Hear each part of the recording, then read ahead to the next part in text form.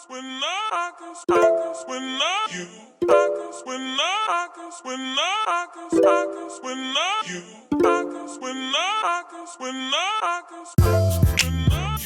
thanks for tuning in to episode 5 of Quarantine Call with Shieldless Mag.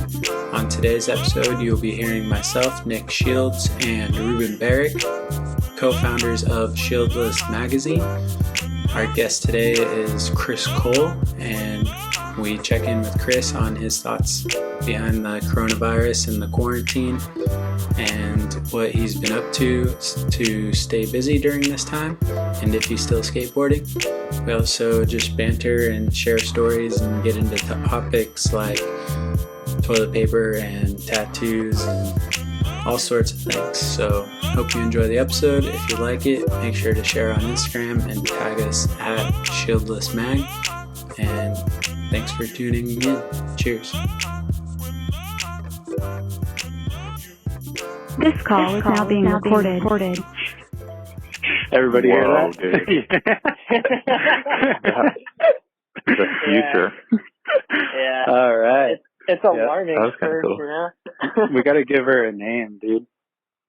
Right? Yeah. Like a cooler name. Cooler name than Google. Future name. Yeah. All right. Well, welcome back to Quarantine Call with Shieldless Mag. Today, you'll be hearing myself, Nick Shields, co-founder of Shieldless Mag, Ruben Barrick, the other co-founder of Shieldless Magazine. Are you there, Rubes? I'm there. I'm here. What's going on, y'all? There he is. And today's guest is Mr. Chris Cole. How you doing, Chris? I'm doing well. How are you guys? I'm doing pretty good. I actually got to work today for the first time in like 2 weeks, so that was interesting. Oh, yeah?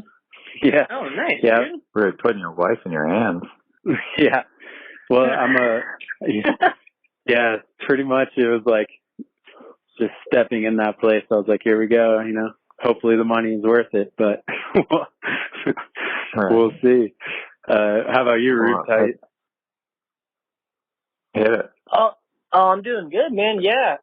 I had the day off today, which was cool. It was a paid holiday for Cesar Chavez Day, which was rad. So I ended up just doing, I ended up just chilling, worked a little bit at Dale Street, got some renovations done, got some blinds, and basically just watched paint dry for a long time. So it's pretty cool, man.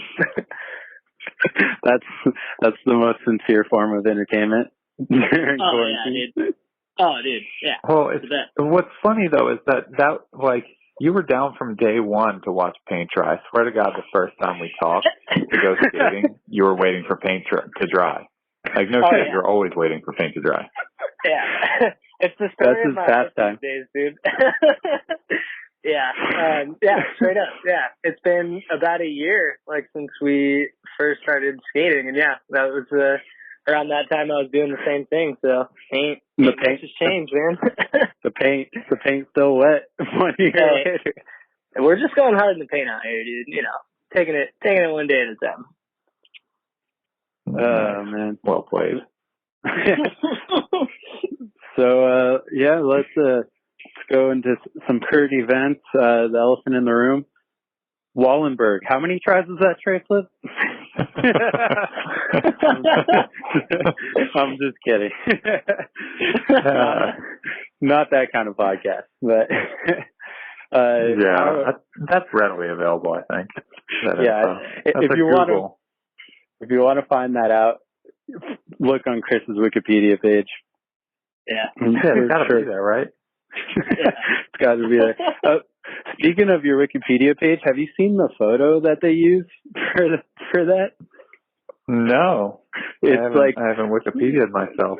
I was doing research as a good journalist does, and went to Wikipedia, and the photo was like, it's like you coming off of like, I don't know what it is, like a front board on a ledge or something, and it's just like a total ass shot with like no obstacle in sight, basically.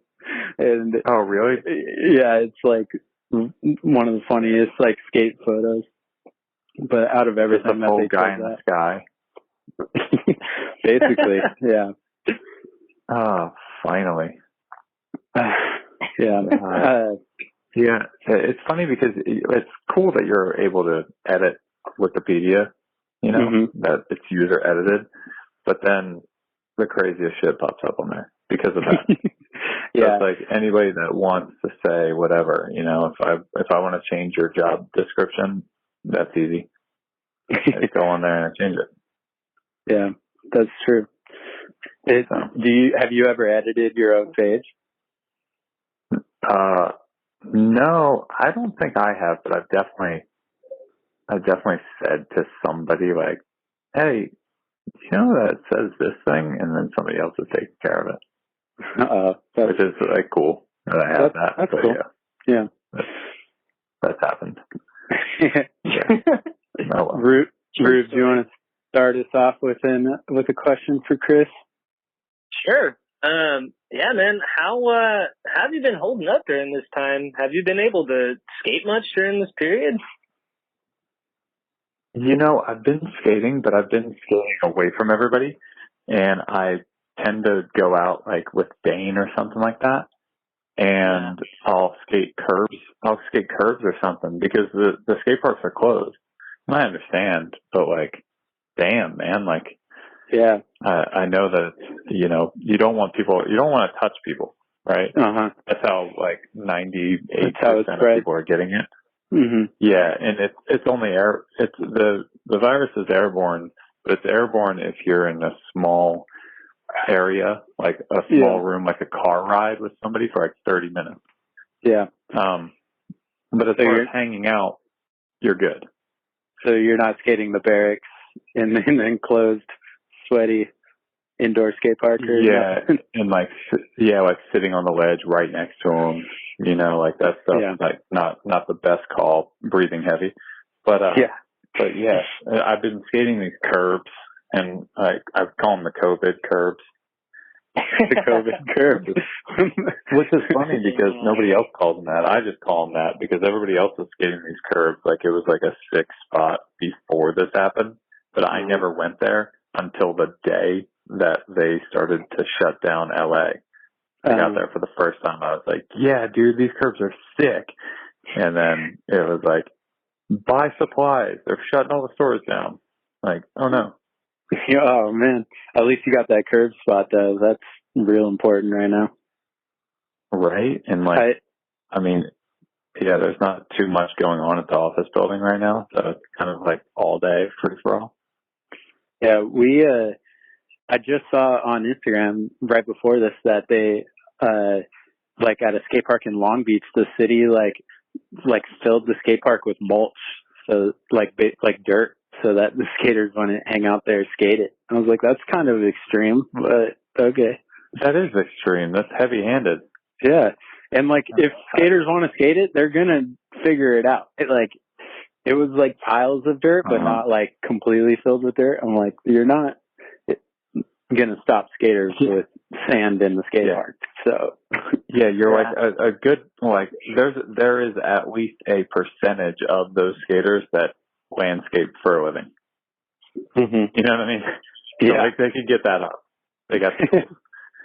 I actually also have a ledge that I built. So it's like a concrete ledge right by my house, and I skate that sometimes. It's like at your house, or it's like in a it's private like in area? Like secret little zone. Oh, sick! Like right in the middle of like everything, but just hidden by trees and stuff, and nobody really knows that this thing is there. Kind of like a cul-de-sac for no reason in the middle of the woods. Yeah, that's dope. So I just built a ledge there. You built it yourself, like DIY with like cinder blocks? Yeah, cinder blocks and angle iron and stuff like that. It's cool, but you know what you do, like when you see those spots, you're like, oh man, this is awesome. Like, look at this whole zone. I can totally put a ledge right here. You don't bring out the level and check the ground. You go, it's a little bit downhill this way, but not a big deal. Yeah. It's a pain in the ass to skate something that's like not level. Yeah. It's like lane. Yeah, it makes a difference for sure. Have you been trying to learn any new tricks on it, either on the ledge or at the COVID curbs? Dude, so funny. Yeah, totally have. That's it. I guess this is the perfect time for that. But yeah, I'm like, I don't necessarily need to do front crooks. Everybody else has that handled, right? Like they got it. They sit on them. They're doing them, right?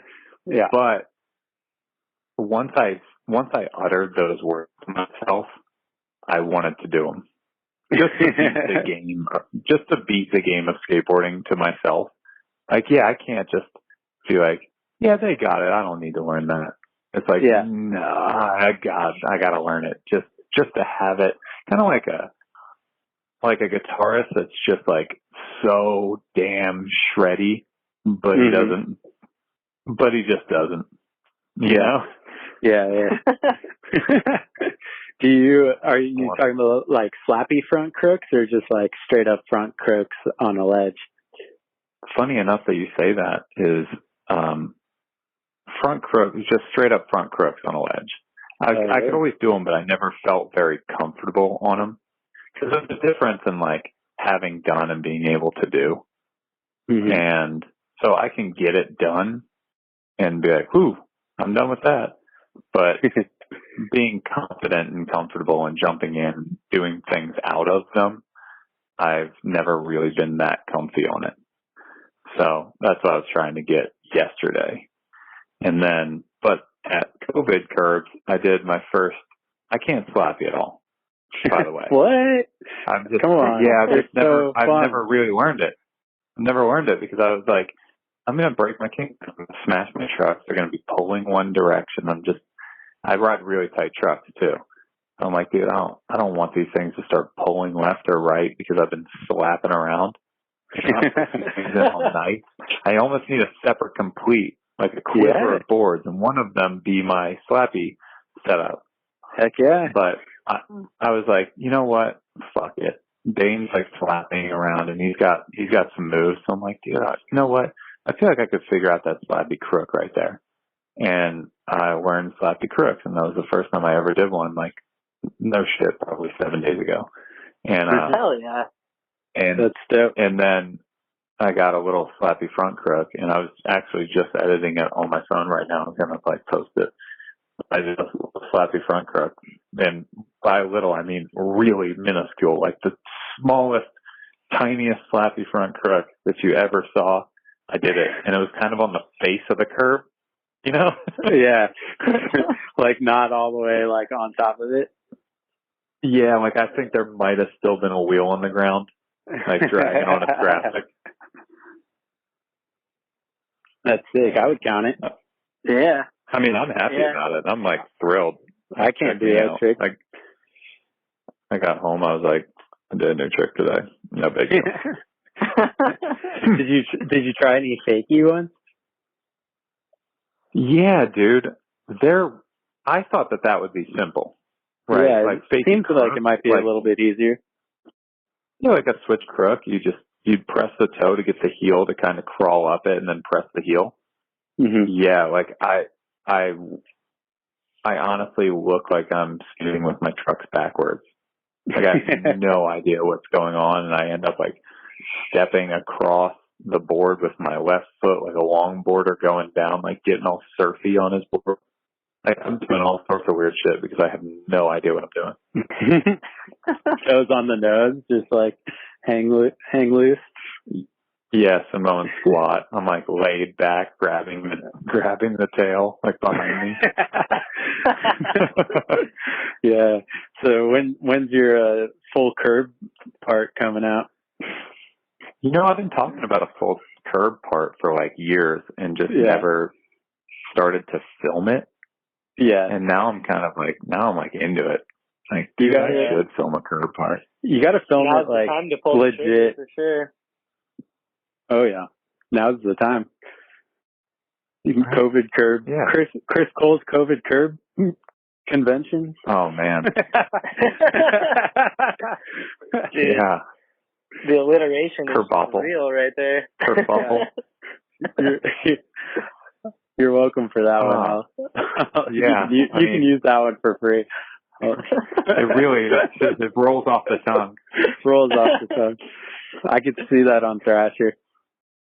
Make it so you have to Google all of it, otherwise it won't come up. Yeah, if you tag it correctly, some kids somewhere is like, "Dang, how do you spell convention?" Shit, I just want to watch this Chris Cole fire. Kerfuffle? How do you spell kerfuffle?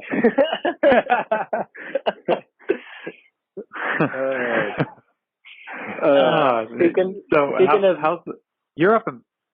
Oh damn! Speaking of, you had somewhere to go. Go with it. Oh no. I was just gonna ask. Speaking of new tricks, has anyone called you out to like learn any new tricks or any trick challenges over Insta that you've been tagged in?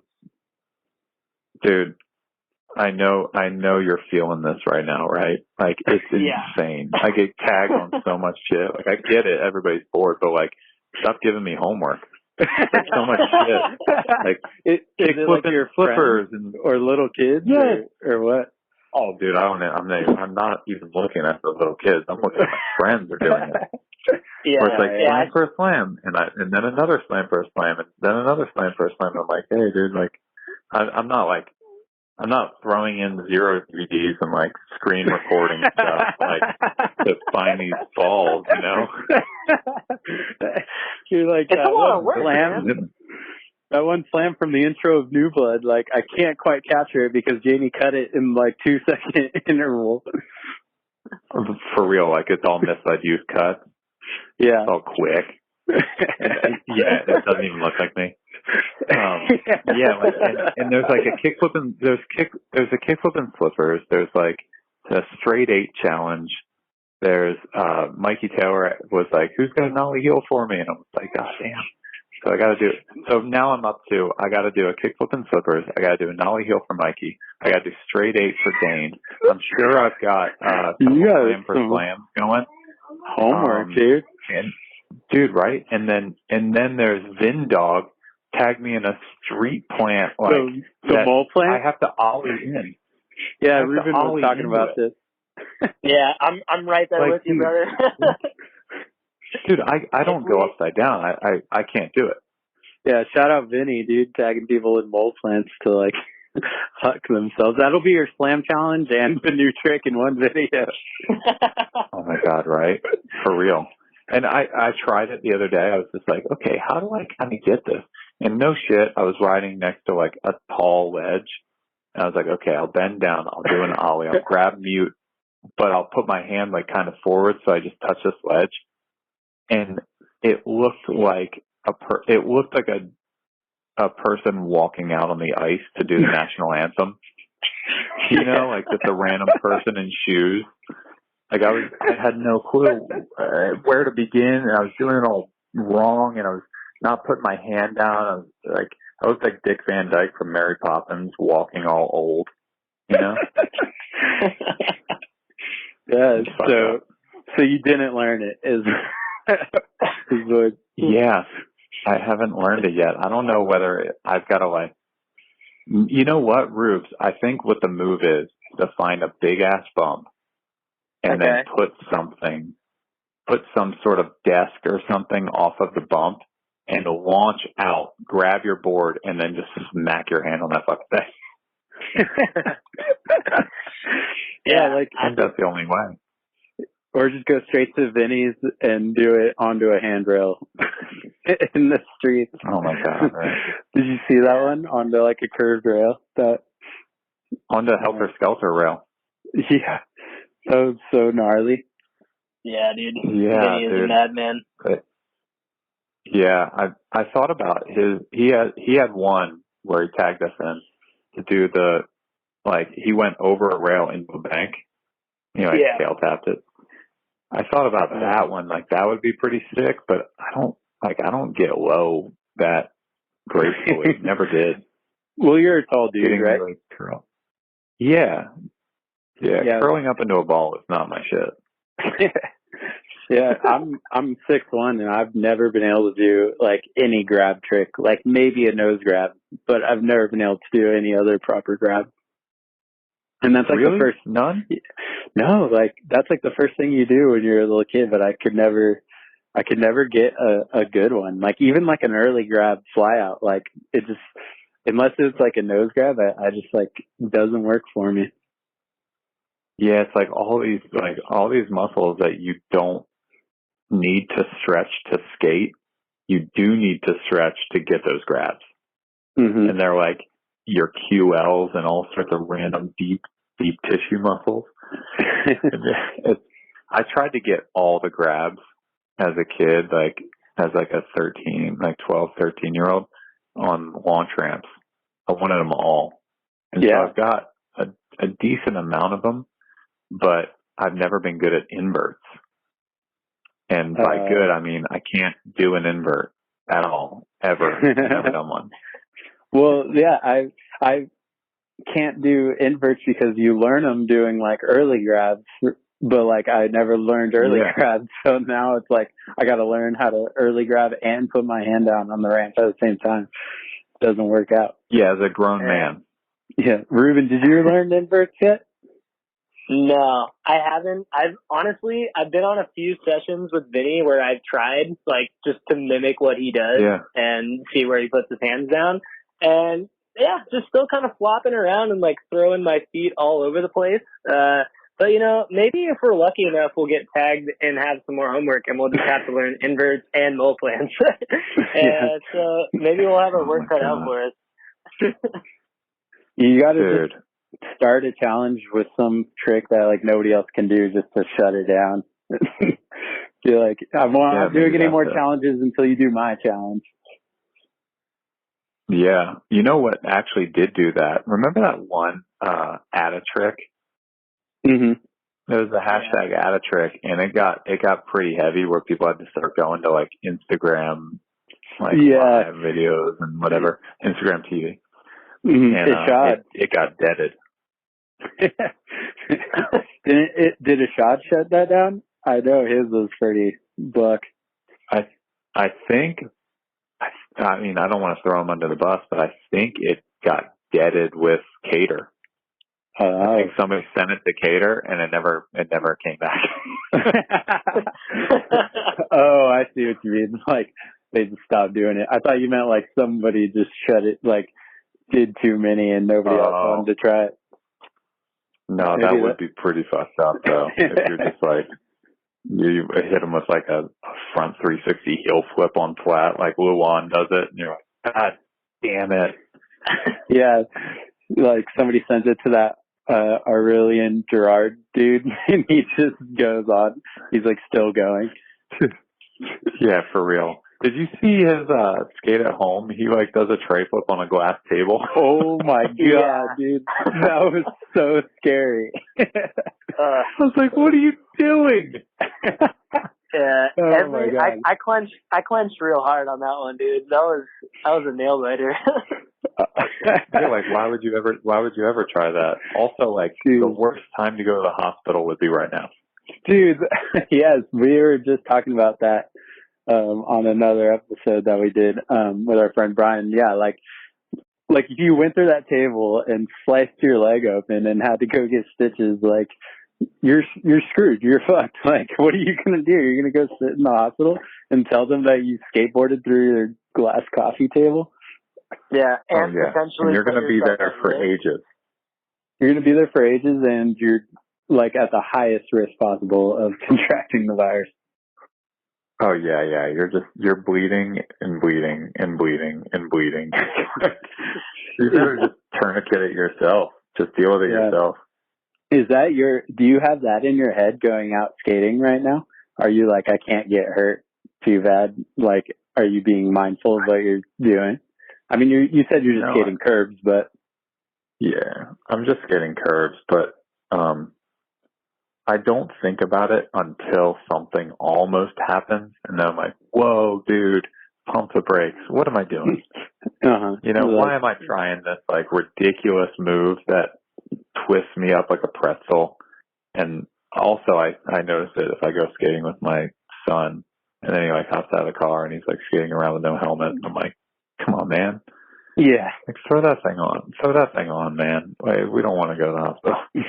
You're like, when this is all over, you can take it off, but for the next few months or so, you're wearing your helmet. Yeah. Plus, you're going to feel way more confident just knowing that you're not going to like ring your bell. Yeah, 100%. Yeah. I did get pretty bodied on a curb the other day though, and I was like, all right, this. Oh, was that Yeah. Was that the board slide you did, Nick? No. I was just trying to relearn backside slappies, because when I learned them front sides, like it totally fucked up my backside once, and I just did this one where my nose jammed into the curb and like my truck and wheel didn't follow, so I just like body slammed the curb, and I was like, all right, I can't do many more of these. Like, you need to chill out. Yeah, it's funny how that happens. The slam usually doesn't change too dramatically if it's a curb or if it's a proper ledge that people would be like, that's a respectable size ledge. The slam is the same. It sucks. And also, what do you think the magic number of how many times you learned frontside slappies, it threw off your backside slappies, so you had to relearn backside slappies. What's the magic number of relearn till they're just both fluid and you can just go ahead and save those for whenever? That's a good question. When you learn varial flips and then you learn tray flips and then you can't varial flip anymore.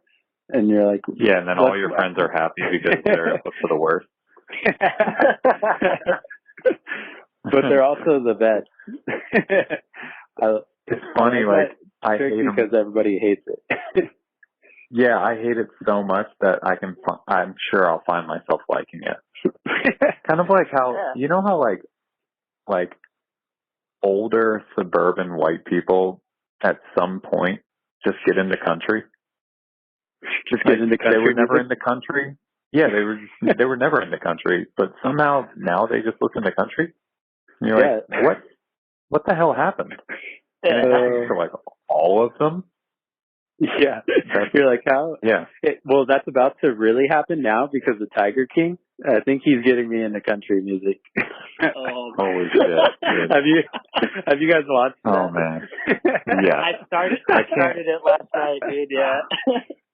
Holy shit, dude. So we can't even talk about it right now because you started it last night. God, man, I got stuff to talk about. Anyways, I'm listening to country now. Specifically his albums. Yeah. Only Joe Exotic. Oh my goodness. Yeah, but oh man.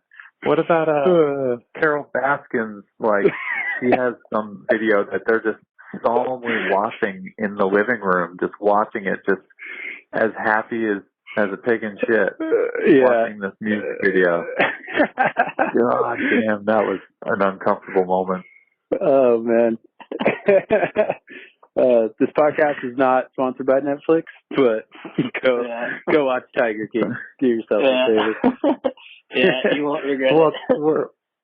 It's a quarantine call. It's definitely Netflix. It's all Netflix.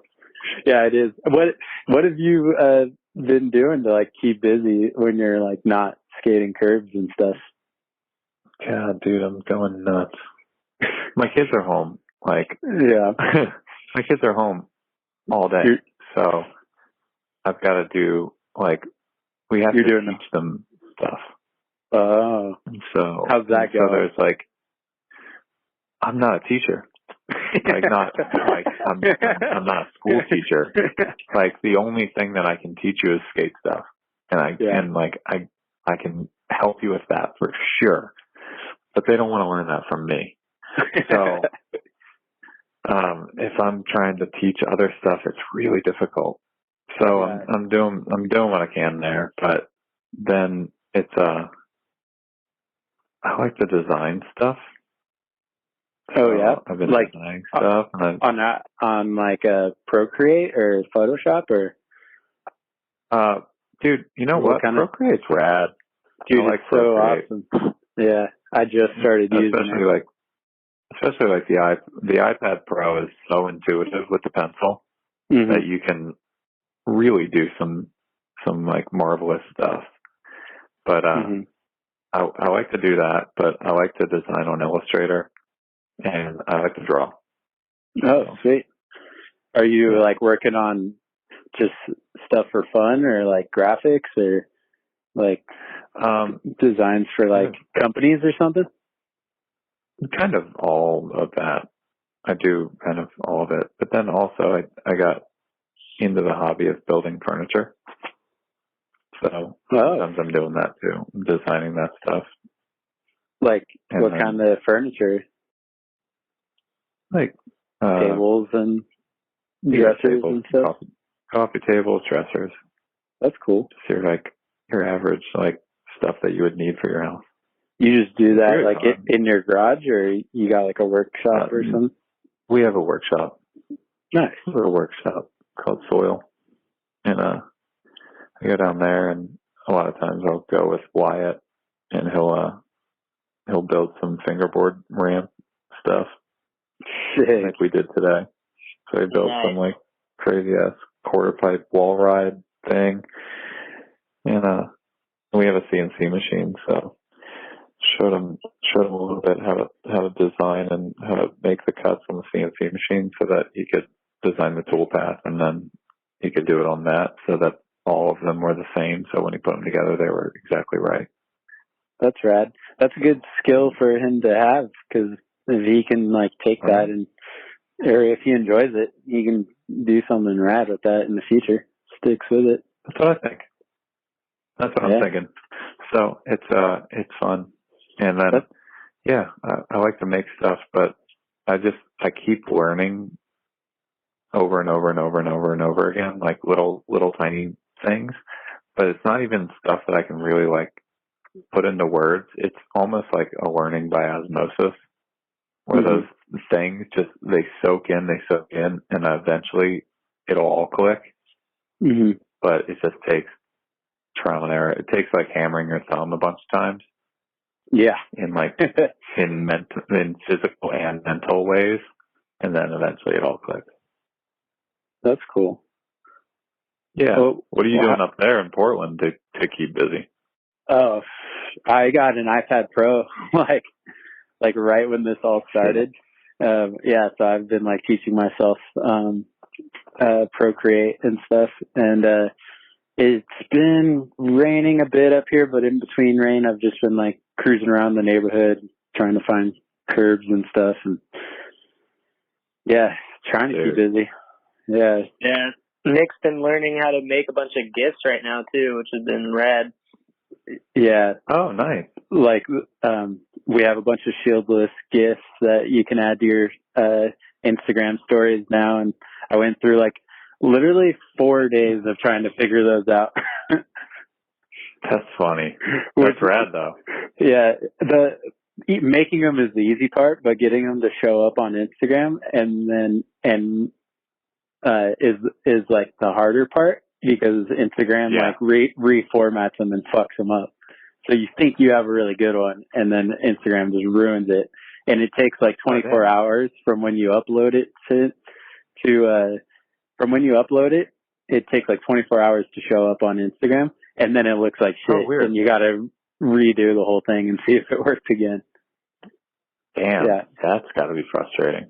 It's super frustrating, but luckily I have plenty of time to figure it out.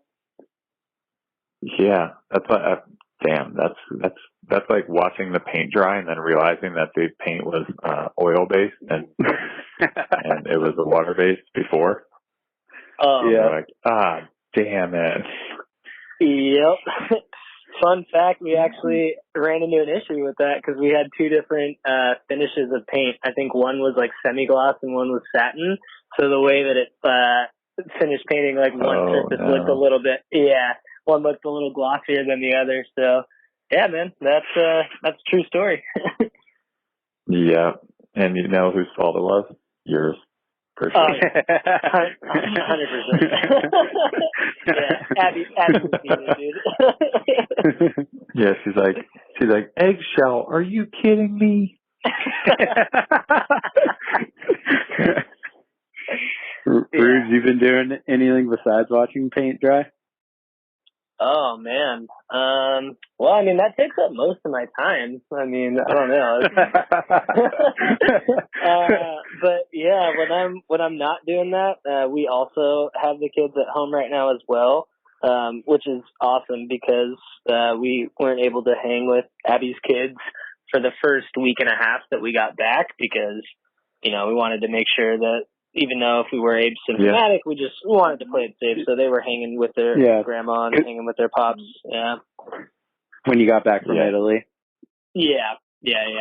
But now that we have them and they're hanging with us during the week, it's just the same issues that you were speaking about, Chris. Like, we're not teachers either, and we're trying. It's tough. Like, we got links from their teachers so that way they can try and go online and do lessons for their classes. But I mean, it's few and far between that actually works out. And then we'll pop back in and they're just on Xbox playing Minecraft or skating outside, which skating I don't mind. That's fine. I'm down to go skate with them and teach them stuff on that regard for sure. But have you been skating and going out filming, or are you still riding the high off that FTV5 part? Oh man, yeah, I've been wanting to go film really bad since I got back, but yeah, I mean the same reason that I was kind of, being distant from other family members and from the whole crew. I just wanted to play it safe and definitely have been wanting to go hit the streets and film with Vinny and everyone, but yeah, I haven't had the Nobody wanted to fuck with him. Yeah. It's true. I didn't. I was like, oh, Ruben's back. Ah, fuck. Yeah, dude. Give it some time. Yeah. And I don't even know how long it's been. It's probably been like 3 weeks since you've been home, but I'm like, oh, is he still like iffy? Yeah. I don't know about this guy, dude. You're like, Dave, don't tell Ruben where the everything. COVID curbs are. Yeah. Yeah, for real. When all this blows over, though, because now that I know that you're engineering furniture, if you can engineer something for us to put our hands on and make it come to life, I'll be on the hunt for bump spots. So that way we can just bring them together. Yeah. I mean, I've got things. We'll piece it together. There you go, dude. See, friends making working things together. Happen. Yeah, when we're allowed to be with our friends again, you guys should definitely meet up and do that. Yeah. Chris, oh man, when you're on, so bored. I'm bored of being at my house. I love my house too. I love it, but I'm just like, yo, I need to skate, but kind of for real skate. Yeah. Do you have a skate obstacles at your actual house, like a little park or anything, or a flat bar at least? No, I used to, but yeah. Dude, you don't have Shane O'Neill in California. Oh no, dude, that thing is really good too. That's a good park. That'd be a good place to be quarantined right now, right? Yeah, you're just like, oh man, I gotta skate this park every day. Oh man, but it's pretty. I mean, you get bored of basically everything because I love hanging at my house and I love just not having to do anything. Mm-hmm. But it just gets to you. Today I felt like I had restless leg syndrome, but in my brain. I couldn't even figure out what would cure this feeling that I had, and nothing did. Nothing. That's terrible, man. Yeah, I tried to build a dresser, but that didn't. You know how that goes. That's like watching paint dry. It's like you put together one drawer, one of the drawer boxes, and you got to glue it, and then okay, I didn't do anything today. Yeah, I made one dresser drawer.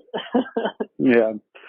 Have you talked to any other pro skateboarders? Are they all are like your friends in that realm like also pretty bored, or are they?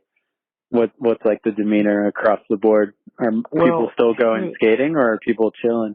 Yeah, people are still going skating. That's kind of the funny thing is, like, I'm taking it serious because, you know, I know. Yeah. I know about this. A lot of people are kind of in denial still, which is kind of funny because they're like, it's not even that bad, or they say the flu kills more people, yada yada yada, and you're like, okay, I understand that there are more deadly diseases. There are. Except there is a vaccine for the flu, and the percentage and the rate at which this thing is going is why we're all quarantined. It's not because it's the most deadly thing that's ever happened. It's because it is something that is happening right now, and if we all do our part right now, we can weather this storm and it never spikes. Or we fuck it up for everybody. And you know, that's kind of the demeanor for some where it's like, I mean, the flu kills more people per year, and you're like, okay, well, we haven't seen what this thing does. Yeah. So you have statistics on something, but you don't have statistics on this. It hasn't been around long enough, I think, to even like really compare it. Totally. But we are not experts, by the way. I'll just throw that out there to anybody listening. We are not experts. We're not teachers. We're not doctors. But Chris has been doing a lot of homework. Yeah, what I would say though is, although we are not experts and doctors, if they close down like the U.S. workforce, right? That is a lot of money lost, right? Yeah, like, man. That's really bad for our economy. That's really bad for our citizens. This is tough shit. So if they're going to close it down, it's for a reason. You know, they don't make this move lightly. This isn't some like they're trying to control us by fucking over the economy. I don't think so. Like so many, like every industry across the board, except for the toilet paper industry, is fucked. Yeah, that's what this all was about. Was just getting rid of this unwanted stuff at the grocery store. All the grocery stores just wanted to get rid of their stock. Yeah, that's what. But yeah, it's like I work in the service industry, and like obviously bars and restaurants are closed down right now, and like that's a huge percentage of like the country's workforce. And then you just start looking at every other industry, and you're like, shit, like that's non-essential, that's non-essential, that's non-essential, and you're like, damn. Like skate shops right now, like that, like relating it back to skateboarding, like skate shops it's gonna be real hard to come back from this if they don't get like the help that they need. Yeah. Which is crazy because it was already struggling. Like that was already a dying breed, and it was like a passion play, and like it was something for the people, but definitely not something to make anybody rich by any means. So the ones that were still around were like few and far between. Like they were the ones that survived. And now it's like, oh yeah, by the way. Yeah, it's sad, it's man. scary, but I don't understand though, like why can't everything just pause for 2 months? You know what I mean? Like why is it like, other than like you bought an iPad Pro, okay, like that's a new good that you purchased. So yes, you have to pay for that for sure. Yeah. Duh. Food, yes, you have to purchase that. But as far as like rent, you know, like can't everything just go, like all the things that you had before that you're going to have after, they know you're going to pay it again. Why not just pause for 2 months?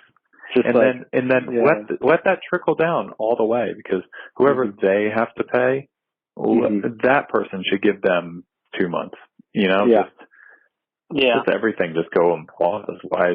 Why are we like, oh yeah, you can't work? Yeah, but you still got to pay that. Yeah, you still got to pay your electricity and your rent and your gas and like stuff like that. I think that's where people are like really struggling with this whole thing. And like, they're gonna purchasing goods, whatever, but like just your house, like your electricity, the things that are like the contracts that you're in monthly all the time should just be like, hey, dude, we get it. Yeah, exactly. And if that goes all the way to the top, then it could, it'll trickle down, like you said. Because if I don't pay my landlord rent, then he can't pay the mortgage. And then if he doesn't pay the mortgage, the bank, I don't know, No, however that works. It's a chain reaction. Yeah, well, then he can't pay the bank, but then the banks get the bailout, right? Yeah. Like, so the something trillion dollars that were allocated for this thing kind of should be for that. Yeah. And like keeping people afloat, that's what it's for. Yeah. So it's I don't know. I wish, but I mean, I don't know if we're gonna tackle the tough stuff. That they're asking us. How does it impact you from like you personally, from like a more financial aspect? Like, were you supposed to go like commentate these like street league events or the Olympics and stuff like that? Are you missing out on those things now? Yeah. Yeah, it's crazy because first the fires in Australia had one street league canceled because it was an uncertain time in Australia. So that street league was canceled. Yeah. Yeah, it's awful. And then all the other street leagues got canceled because of this. There was like street league in Beijing was one of them. And it's like, can't do that. And then now can't do they're all canceled, and they were all qualifying events for the Olympics, which has now been postponed as well. And it's all of those events were commentating events, and so that's a tough pill to swallow. And so that's what's going on. And it's also really scary because you kind of cross your fingers for all of the companies that you ride for, and all the companies also that your friends ride for. The ones that aren't even, they don't even sponsor me, but I worry about it because when, if this board company shuts down or that shoe company shuts down, then there's like blood in the streets because there's so many skaters, and now they're all out without a sponsor, like looking for something. And you're like, damn, dude, that's tough. That's hard stuff. Especially with how many skaters there are right now. It's a saturated market, and if we lose like some, basically houses for the dudes, like what's going to happen? Is anybody have capital to just step up and be like, you know what, starting new stuff? Yeah, because I haven't seen that happen. And like, I don't know, it's kind of funny. Like I bet in people's minds the last like people they're thinking like are affected by this are professional skateboarders, but like I think not in a bad way, but like that's probably not the first like job that comes to mind when you're thinking about like how this is affected. But like most pro skaters aren't living lavish lifestyles to begin with, so it's they I mean there's a small percentage that are like top tier and like Nyjah and whatever or but like most pro skaters, like I don't want to call anybody out, but they're probably living like month to month, like trying to make rent and like just film a video part and like eating Kraft mac and cheese and shit like that. Yeah. Most of them have roommates. You know what I mean? in not big metropolitan cities that you need roommates no matter what. They have roommates, and a lot of them survive on basically one main sponsor that pays their way, and the other ones kind of give them spare change to eat, stuff like that. And so if if that main sponsor drops out, they go, damn, I have to get a job. Well, what job is there right now? What are you going to be? Are you going to work in the service industry? Because that's shut down. Yeah, exactly. Yeah, what are you going to do? And you can't work. Are you going to work for a skateboard company? Oh, the skateboard companies that can't run because the skate shops can't sell their product, and skaters can't skate, so they're not buying boards. Like, it's like one long chain of events. Yeah, and there's 50 of you that just apply for that job, all with the same credentials because you're all in the same boat. Yeah, that's what I was thinking too. Because, like I said, I'm a bartender for a living, and I'm like, okay, if I get laid off, like, what am I going to do? Like, I can't get another bartending job. Like, you're just gonna. I guess I'm just gonna sit around and wait. Yeah. Dude, I mean, the resume says bartended from X to Y. Yeah. And you're like, ugh. I know, you gotta. Yeah. So I'm really hoping this Procreate thing works out for me. keep making those gifts, Nick. Yeah, dude. Hit me up for gifts, $20. Dude, starting up. That's actually a solid deal right there. You could probably get that going. Trust me, I've considered putting like a Craigslist ad out. I'll make you the gift. That would kind of be fun. Getting it on Instagram is on your own. You can do that part. Oh my God, yeah. Make somebody else do the headache. Yeah. How about when you do go out skateboarding right now, just like skating curves or whatever, is it like a weird dynamic with the homies? Like, are you guys like afraid to high five or like give fist bumps and stuff? Are you kind of standing further away from each other than you normally would? Yeah, I love it.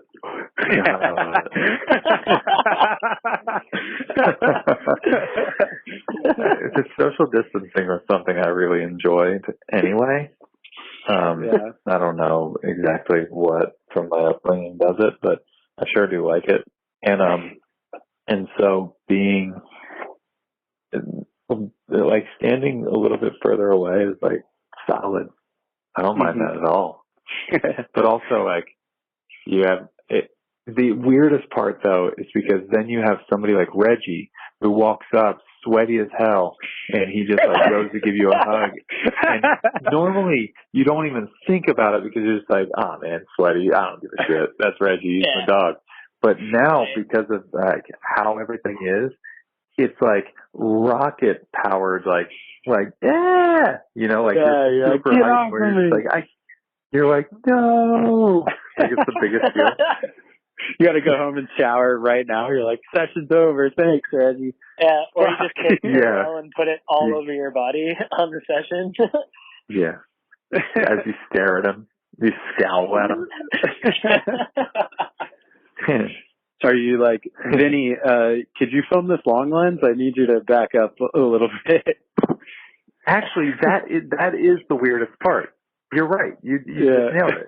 The weirdest part is I went out and I was filming with Ben, and I filmed the trick, and he was like, afterwards, I want to be like, dude, thank you for, waiting for me, right? And I give him the elbow, and it feels like such a slap in the face, like you give him the elbow bump. Like after you just like pushed with me for this line for a while, and I give you an elbow, like, hey, thanks for filming me, but like, we can't high five. We're close enough for you to spend all that time on me, but we're not close enough for me to risk it on your hand. Just that awkward feeling alone, like, would make me not want to go film. I'm like, yeah, I'm not dealing with that again. Yeah. Dude, I'm trying to get some clips though. Yeah. Yeah. Well, I mean, it's not worth it for me. If I can't hug Reggie's sweaty body, then like and I think I'm all set, you know? you're staying home. Yeah, that's it. Hey, man, I feel you on that. What about on that. What about like, because you're pretty recognizable, like if like somebody recognizes you on the spot or like at the grocery store and like wants to shake your hand, do you like back up or what? I give them the COVID elbow. Yeah. I'll be like, oh, Corona bow. Corona. And then they're like, can we get a photo? And you're like, yeah, but stand like 4 feet in front of me. And oh yeah, I've done a couple different like social distance selfies with people. Where like we make sure that we're 6 feet apart and we shoot a photo. Just fans, like in the wild. Yeah, yeah. It's kind of funny. It's like neat because it's like time stamped.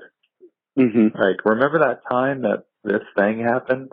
And that's when, that's when I ran into so and so. Yeah, totally. You're like, oh yeah, I met Chris Cole in Safeway. We were both looking for teepee. We took this photo 6 feet apart. Dude, have you seen the videos where people break down like the toilet paper thing? Or they break down the numbers? No. So this dude, long story short, but basically like some dad is just like, all right, so you bought a Costco pack of toilet paper. You have 4 people in the house. You just got X amount of rolls. It's 20 rolls per shit. And it's 20 plies per shit.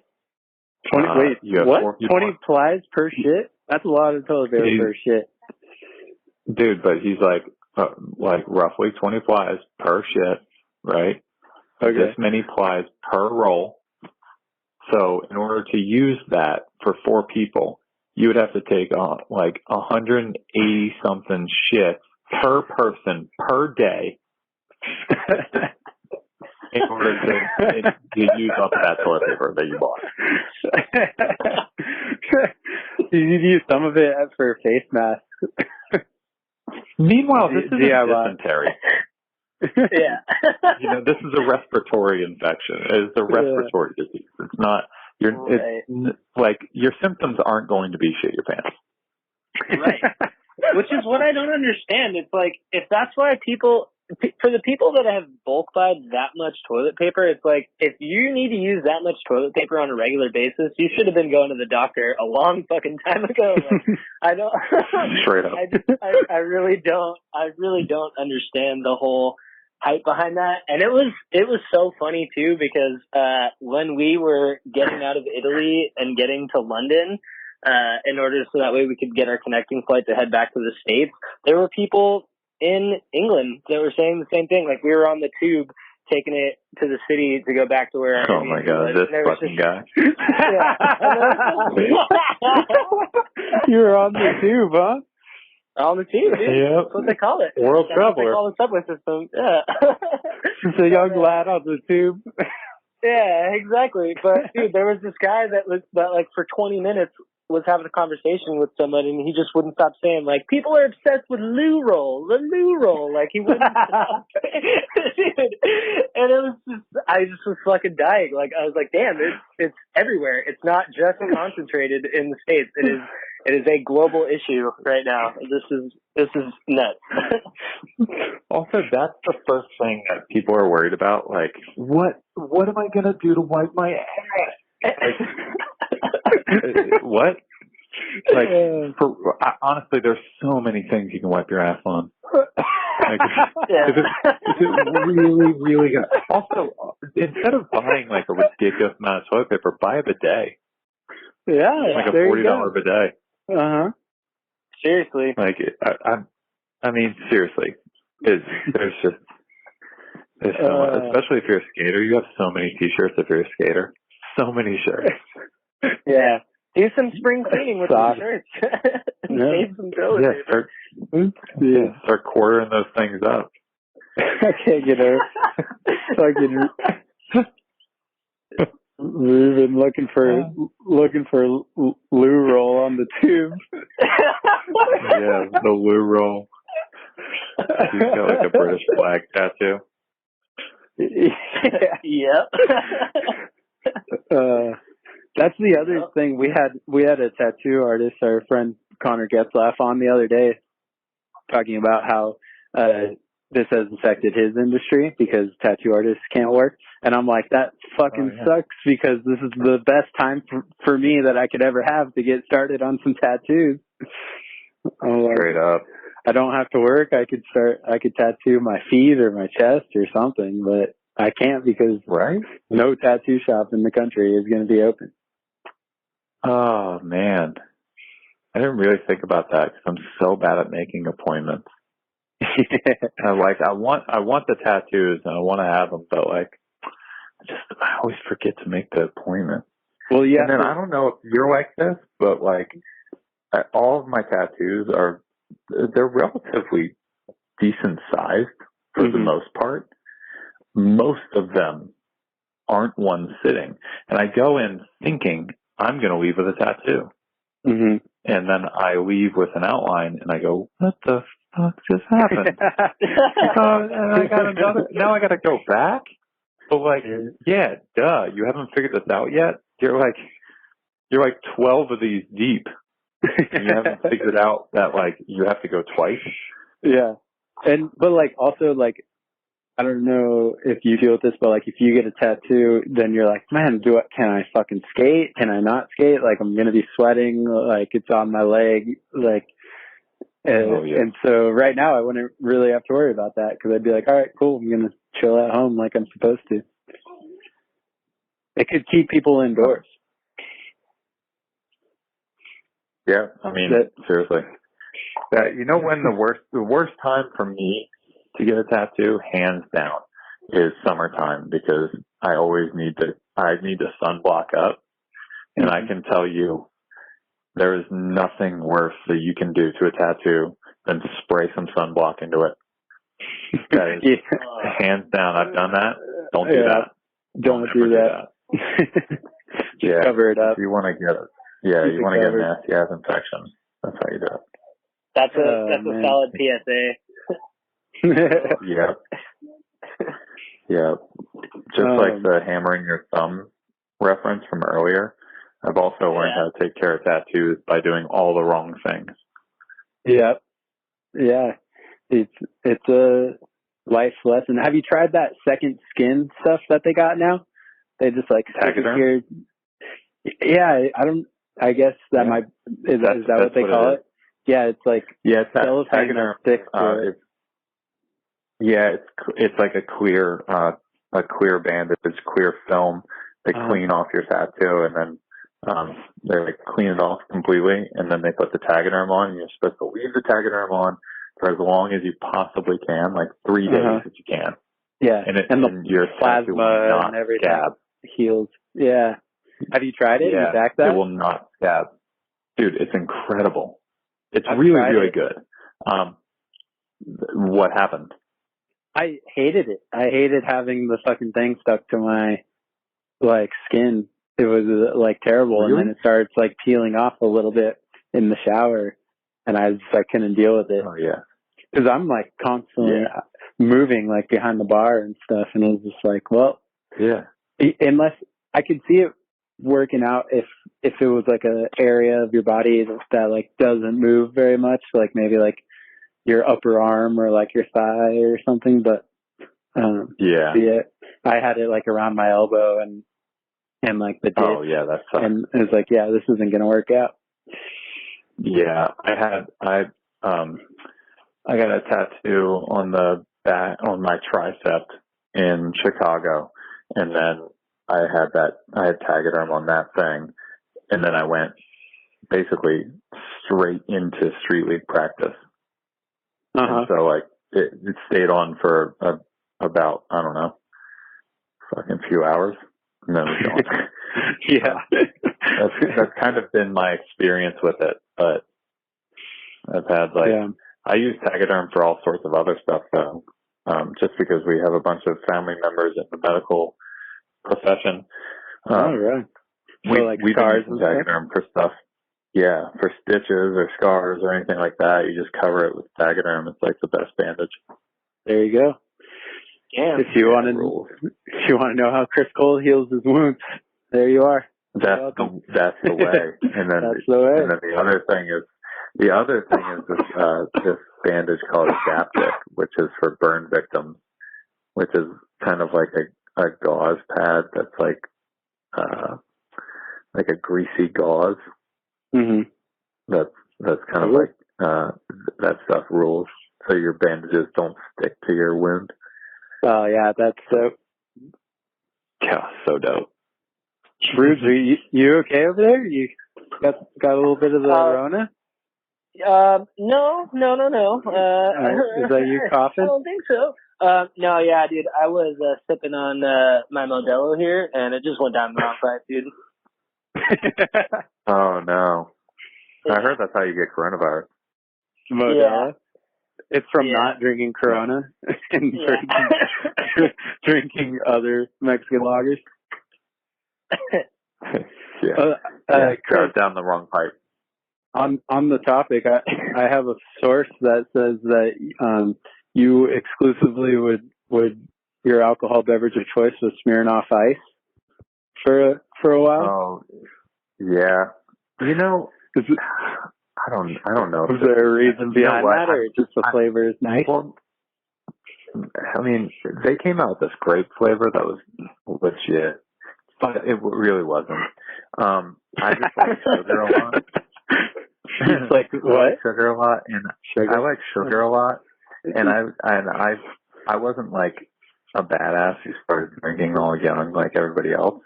I like properly was like older, but I don't know if it was just like the skate thing gave me like the confidence to just like, oh, this is what I drink and that's cool. You know, or just having my like close friends around who weren't gonna like judge me for what I was drinking. So like, yeah, it's delicious stuff. Yeah, did people ice you a lot, or did they ever give you ice challenges? Well, this is so long before that. This is like back when Mike Hard Lemonade was getting taken out by Smirnoff Ice. Oh wow, yeah. This is 13 years ago. You ever mix it with Monster? No, did you? No, but I don't know. I'm assuming you've had a lot of Monster around your house. Maybe you tried it. It's so funny that right when you said that, I just thought about the Disturbed dude. Just wow, like right when you said that shit.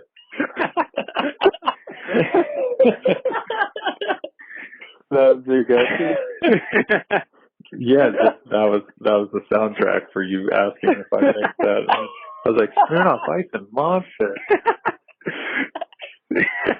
That's the new challenge. That's the new Instagram challenge. Disturbed, Monster, and Smirnoff Ice. Get to it. Oh man. Damn. Yeah. Quarantine right there. I feel like that sounds rough. I feel like you could get Kid Rock to endorse this. Yeah, most definitely. Or we can get Mike Mo to act like Kid Rock because he's got the Kid Rock dance down. Oh man, he's got a good Kid Rock. Oh, it's such a good Kid Rock, actually. Pretty impressive. He's an impressive dude. I mean, I'm sure Mike Mo has a lot of like impressive impressions. Like it seems like the kind of dude. Yeah, he's a social observer. he sees things that he can then bring up, and they're funny as hell. Also, to hit you with the same question of Smirnoff, have you ever, at modern times, mixed Smirnoff with anything? No, I've seen it. I've seen people get ice, but I have not. I've not taken upon myself to mixture it with any coffee or beers. Yeah, that seems like it'd be a really gross situation. I would say I would try it in quarantine, but I'm actually taking a a break from drinking. Today is my 90th day with no alcohol. Whoa. 90? Yeah. 90. Since New Year's Eve, I haven't had a single beer or wine or cocktail. Yeah. Wow, that's awesome, man. Congrats. Thanks, yeah, man. Seriously, big mom. What do you do for your shifter? We also roast coffee, so I just take home coffee for my shifter. Yeah. Which is pretty dope because then I have a fridge full of cold brew, which is like one of the best things. For real. Dude, that's kind of tight, dude. Yeah. It's rad. 90 days. Are you like a babe right now? Dude, I lost no joke, I lost 40 pounds or 35 pounds. Yeah, and I've been skating better than I have in a few years for sure. Well, dude, you have a new body. Yeah, I know, dude. We had a TM that lost a bunch of weight, and he was skating, and he was killing it. It was like he lost. He was his knees felt better and all this stuff, and I was like, dude, that's sick. That's super sick. Yeah. Shout out Kurt Hodge. No, I'm just kidding.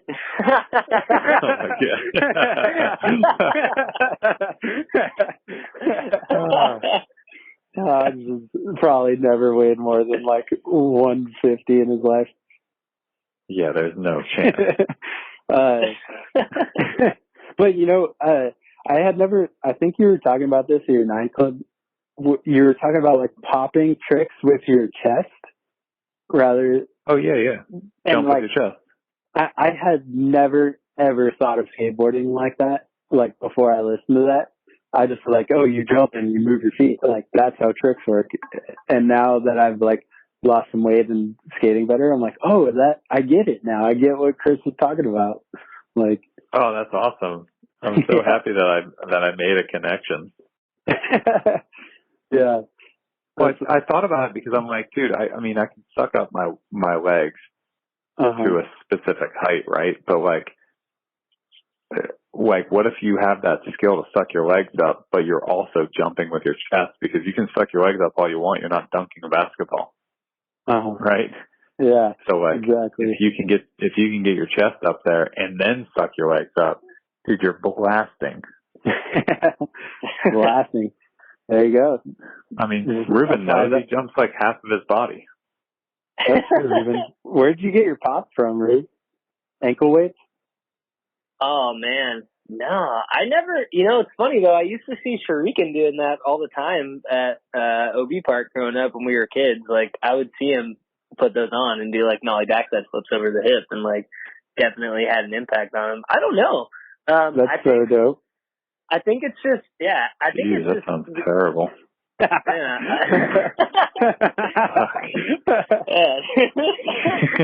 Yeah. It worked for him, though. I looked at it. Yeah, it did, man. It did. I don't know. I mean, I feel it's just the opposite. I'm a smaller dude, so getting balled up is 100% my shit. I feel I get, I have to bend, so. I feel you feel most comfortable in the fetal position? I mean, I don't know, dude. I gotta get pretty low, especially if it's for, certain tricks more than others. But yeah, that's you should suck your thumb during one trick then. Roll up and suck your thumb. and then do a mole plant over a dresser. How am I gonna do a mole plant if I'm sucking my thumb, dude? I need both hands. That's true. That's true. So you grab mute low enough and you can work it out, dude. I believe in you. You could also get a binky. Throw a binky in your face and then. Oh man, this challenge is getting out of hand. That's not a bad idea though. I feel there's so many trends. There's so many. There's a lot of trends in skating. Just multicolored camo and other things. Maybe just a blinged out binky is the way to go. Maybe we're onto something here. Hey, dude, straight up, I'd rather see somebody skate with a binky in their face than see another slow-mo flat ground basic trick that's like done super stylish in camo like pants. super slow-mo, but they slow-moed it for their own Instagram, right? Yeah. So it's like a nollie heel, but they keep their arms at their sides, and it's all super duper slow, which just basically says, I think I'm the shit, dude. Check out how fucking rad I am. Yeah. So are you going to slow-mo that slappy crook or what? I should. Slow-mo that slappy crook. Or I should slappy front crook, and then right when I pull it off the curb, cut into the music and slow-mo. Perfect. That's how I'm going to do it. That's what you're doing tomorrow. You're making that edit. Yeah, you got the formula down. Man.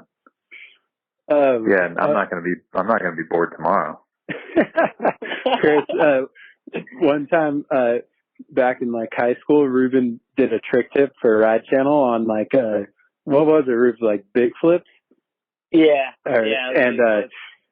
We were at a party like reading all the shitty comments on YouTube, and one of the comments was just like, dude, this guy bends so low, like it's not even cool looking or something. Ruben, they just got you for how far you bent. Yeah. That's all they got is like, damn, you bend so low. How whack. They were like, I'm pissed. I want to be pissed. What can I be pissed about? Everybody else took everything else, but I gotta let the tape out. How weird you gotta bend down in order to jump high enough for your board to flip around. What a concept.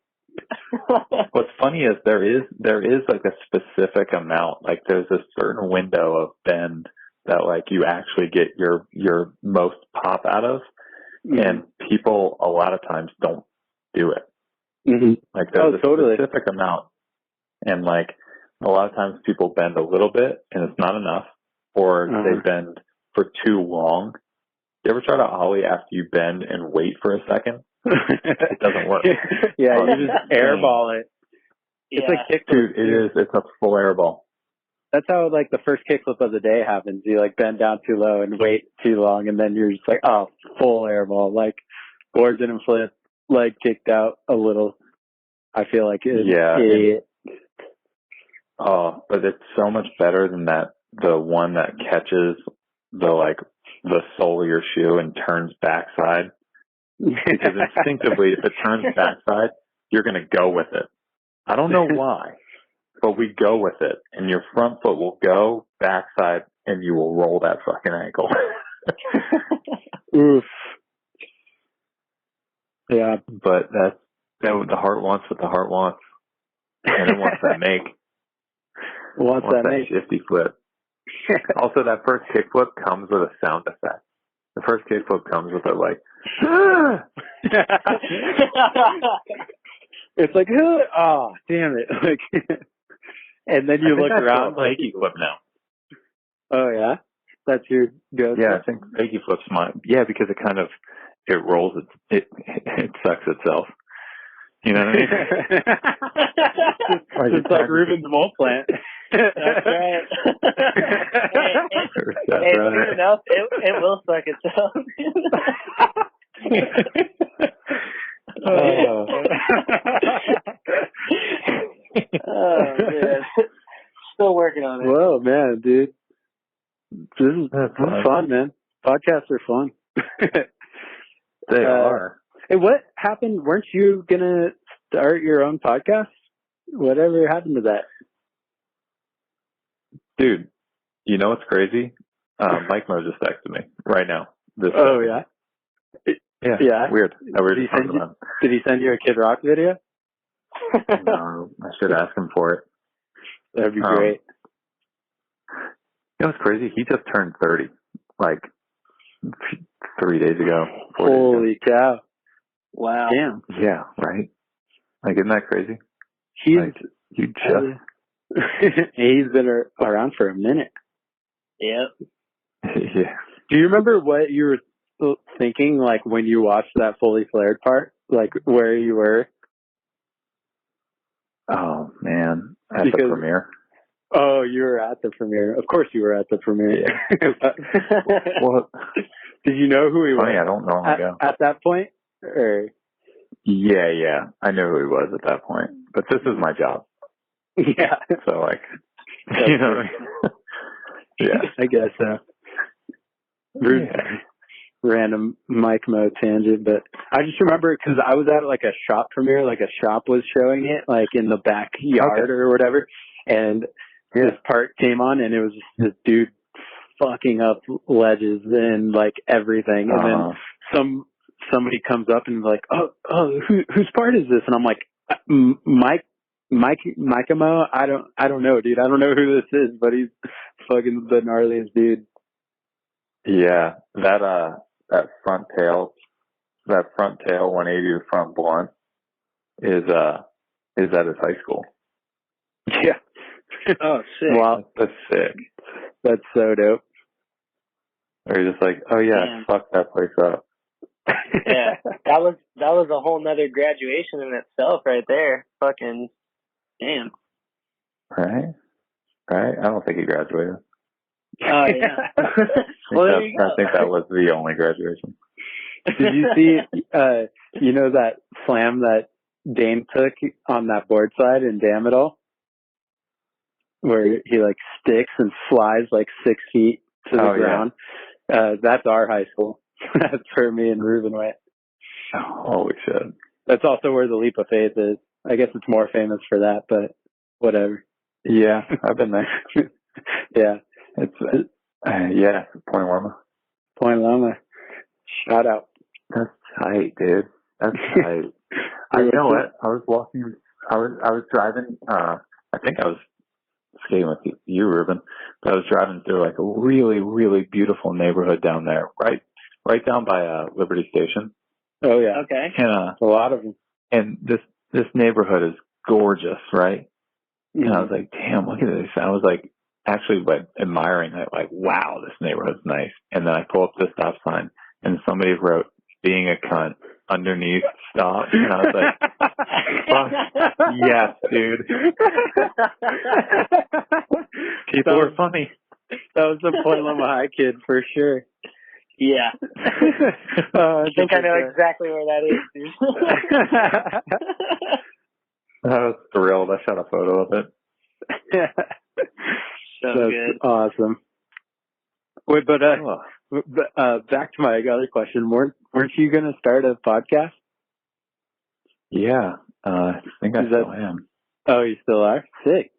Yeah. So like, I took a break from it for a minute. Just trying to really like kind of lay out what we were doing so that it didn't suck. Mm-hmm. And then just other things got in the way, and it just took a hiatus. But I was actually back and forth talking about the editing process today. Oh, sweet. With my co-host John, and John is editing right now. Pretty good one. So tight. That's good. That's smarter than what I did because I like 3 days ago I was like, Ruben, let's do a podcast, and now I'm talking to Chris Cole. So thanks for coming on my shitty podcast that I just planned on like the 5th episode. Yeah, but your follow through is better than mine. So together, you and I, your skills and my skills combined would make a really, really good dude. Hell yeah! Because I just need to get it out. Yeah. Oh, I was like, literally this is like, Ruben can back this. This was like Saturday. I think I texted you, Ruben, right? And I was like, hey, like, what if we did a podcast? And then Ruben was like, yeah, dude, that would be cool. And so I drew up this graphic on Procreate, found out a way to record a phone call, and me and Ruben recorded the first episode that night. And then the next day we had posted it on Spotify. Yeah. It was a surprise. That's good. Oh yeah. No, I was just gonna say it was a surprise because we were just like talking and testing it out, and Nick was like, "Yeah, I'll keep you posted. Like, you're gonna do some edits, see how it's, how it's sounding." And then Next day I was like, oh hell yeah, it's up, dude. Like we're doing this. Let's keep it rolling. Yeah. Yeah. But yeah, that's the one thing that I was talking to John, like about as well. I was like, dude, honestly, with the people that we're trying to get on the show, a lot of schedules are going to be jammed up. And during this COVID thing, if we can figure out a good phone sort of conference call recording situation that sounds crisp and good, we got to get that, because then we're good. Then we're good to go. Yeah. It's getting in the room is hard. Yeah. That's the thing right now is like, I'm stuck at home. And so it's like, I know everybody else is stuck at home not doing anything. So this is the best time to call up my friends and we can all talk about being stuck at home and toilet paper and stupid shit. I was like, why not? Real. Last night we played Monopoly. That's how bored we were. Oh, dude. Monopoly?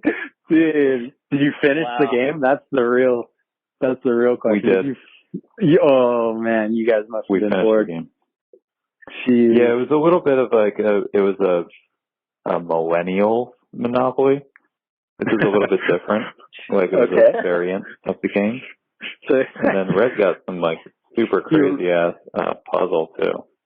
So you rent Millennial and Monopoly, you just like rent out a tiny apartment with like 5 other dudes and then the game's over because you're out of money? Well, that's kind of what it is. You know how like it kind of fixed some. It wasn't as rad as Monopoly, but the things that suck about Monopoly are the bank has to give you like all these dollars, right? Mm-hmm. This one you start with like jack shit. You start with like barely any dollars. All right, and that sounds more realistic. Yeah. And then your whole goal is to get experience tokens. So it's like you're supposed to get experience, like 3-day music festival, 1 experience token.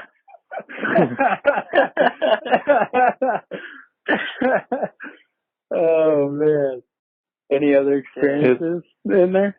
Oh yeah. There was like a yoga studio experience. There was roll the dice, and if you get like. It's like you went to a music festival for the weekend, roll the dice. 1 through 5, they weren't as good live as you'd imagine. 5 through 7, you kind of got into it.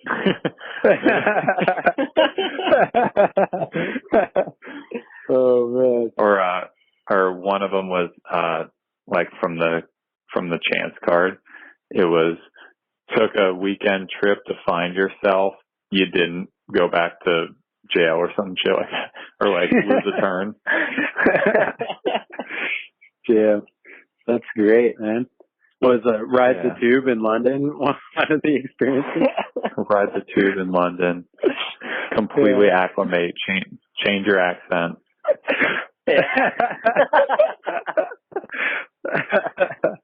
Dude, is anything funnier than when people like hit their heads and then come out of it with an accent? I've never seen that happen. Has that happened to you? Shit ever. No, it's never happened to me, but like I've seen it like documented on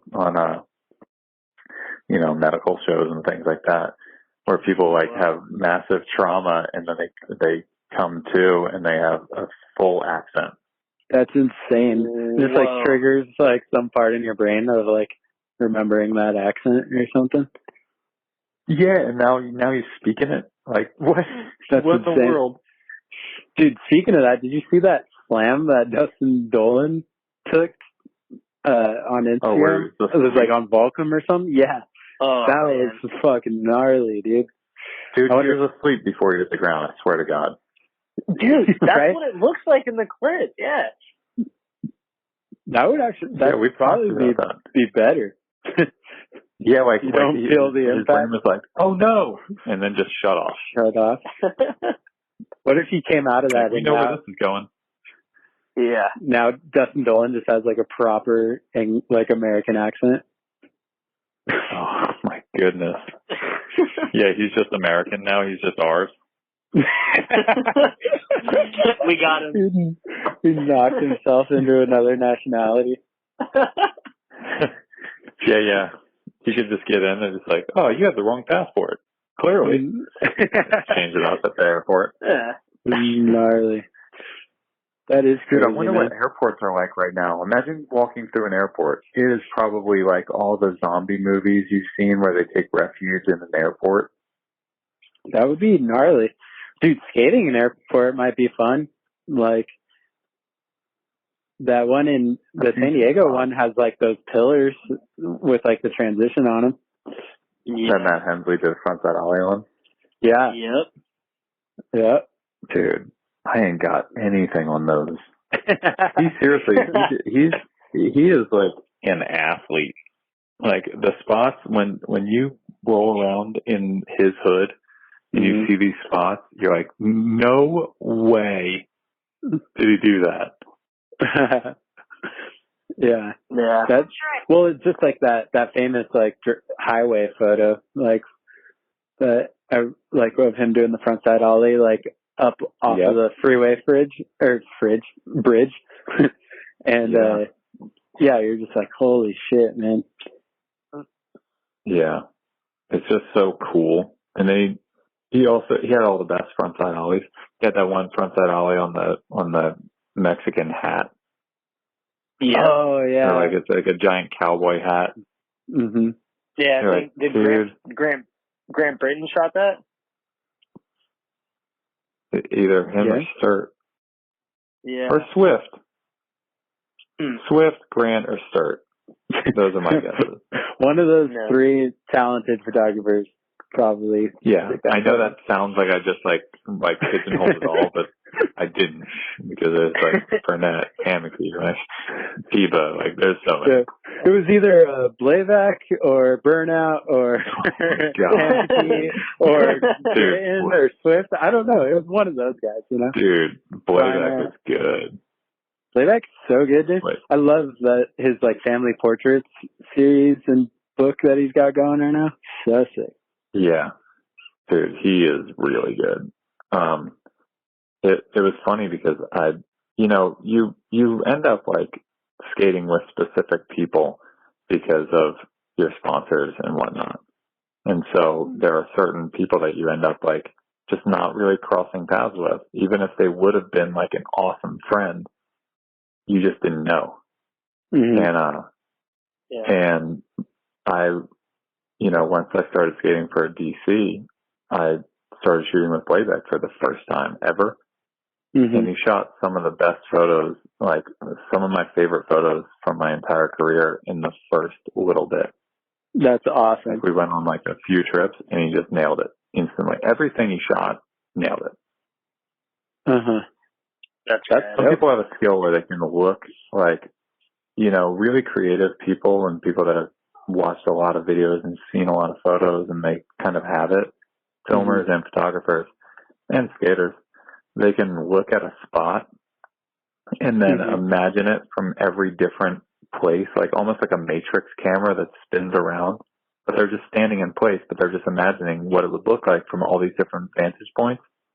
And then they just pinpoint the one that looks the best and they go there. But Blayback's the only dude I've ever seen who does that. I see him look at the spot and then I see him go to this one place and stay there and shoot the best photo. That's dope. Yeah. He just knows talent, dude. Do you know if you're in his new book? I don't know. You don't know? We gotta check it out. Yeah, we should. Right? Speaking of old videos, have you gone back and watched any classics since you've just been at home during this time, or like what have kind of been your go-to videos that you've been drawn back to? You know what I always do? I always watch old videos to get me stoked to skate. I don't watch too many new things. I do watch some of those things, but like I'm definitely not the dude that's non-stop checking out every video. Yeah. That's not me, because there's just too much. Yeah. With all the parts and everything, it's crazy, man. Yeah. Yeah, it's hard to keep up with. but when I want to go skate, I kind of cater the playlist to what I'm going to go skate. But I'll watch like Mark Johnson's profiles from Form 1. And I'll watch like 20 Shot Sequence and Trilogy and all the videos that I watched growing up that hit me in a way that you can't be hit again. Mm-hmm. And they inspire me in a different way. And so that's usually what I go and check out. That's dope. So what if you were like trying to get like a banger or something like on a rail? Like what video would you watch that morning? Dude, Jamie Dying to Live is pretty real. Yeah, that is a classic. Like Misled Youth is like the perfect video as far as that stuff goes. Uh-huh. So like if you could watch the entirety of Misled Youth and then be like stoked on your way out to go skate. Right there, done. Yeah. But man. Like the Rush song and everything from Dying to Live is just, dude. Yeah, sick. Dude, that video is so good. I texted Ruben like a few weeks ago because I was like rewatching old parts like while I was like on the bicycle at the gym, or rewatching like some videos, you know, because older videos are like 30 minutes, 40 minutes long, so it's like the perfect amount of time. And I rewatched Dying to Live, and I was just like, dude, this has got to be like one of the best skate videos of all time. Like soundtrack, skating, like editing. Yeah. It's fucking dope. But I haven't watched it in years. That makes me happy. You know, it was an unsung hero, I think, is Globe Canvas. Ooh, Globe It was like Canvas? a tour. It was a tour documentary. So it was good, dude. It was really good. That's tight. Damn, I didn't catch that one. Yeah, dude, check it. It's quite nice. The Globe, like United by Fate videos. I used to love those when those were coming out. I was like at the perfect age. It's like Haslam going into like a warehouse in like the woods or something and like skating in black and white. Dude, you know what was my go-to for getting stoked and gnar for a really long time is Rally from Sorry. Oh yeah. Damn. I mean, it seems like an obvious when you say it, but since there's so many skate parts, it's hard to like pinpoint what the person's going to say. But Rally Sorry is such a like an undeniably timeless part. You know, like that part set his name in stone for life. Like skateboarding as a whole should pay specific dudes, should get money from the funds of all of skateboarding for the rest of their life. Yeah. Well, Go ahead, Ruth. Oh no, well, I was just gonna say, I mean, once you like have a statue enacted from something you did from that video specifically, I mean, yeah. The statue of you doing the trick on the spot, at the spot. Yeah. That's pretty crazy. Yeah, man. Dude, also, like, imagine that shit, because, like, what was so buck was he's first in flight, right? And, like, yeah, sure, dudes have, like, gone there and done, like, wild-ass shit, but they know that it's gonna go. Imagine that's the most buck psycho thing ever, and you don't know if it's gonna stick or not. Oh, my gosh. Was it Sorry or Really Sorry where he's skating the shipping container gaps? I feel like that might have even been later. Yeah, that might have been Extremely Sorry, maybe. Yeah. Okay. That shit is That was crazy. such a weird trend. Yeah, because Daewon was doing it too, right? Yeah. Daewon was doing it. And if you go back and watch Daewon stuff from like Deca video and stuff like that, he was skating roof caps and benches over roof caps, but like he was really skating them, dude, Like he was really, really skating them. Not like he nose blunted it, and he like went so fast that there's no way he was going to fall in the hole. He did a fakie flip, fakie 5 over a roof gap. That's pretty fucked. Yeah. Like he did like a switchback nose grind fakie manual. And this is like in like 2000 or something, right? Or like earlier, like 90 something. Yeah, like the toe from like his bottom waist to the end of his toe was like maybe an inch and a half.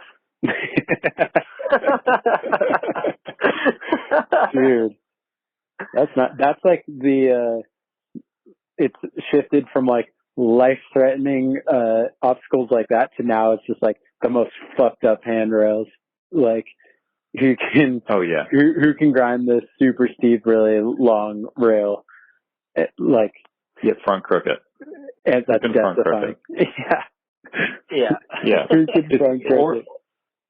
Well, what's funny is I was talking to my son about this the other day. Double kinks are hard. They actually don't get easier just because everybody's grinding them like they're easier. Yeah. You have Nija doing like crooked grinds down like no shit 5 different kinks.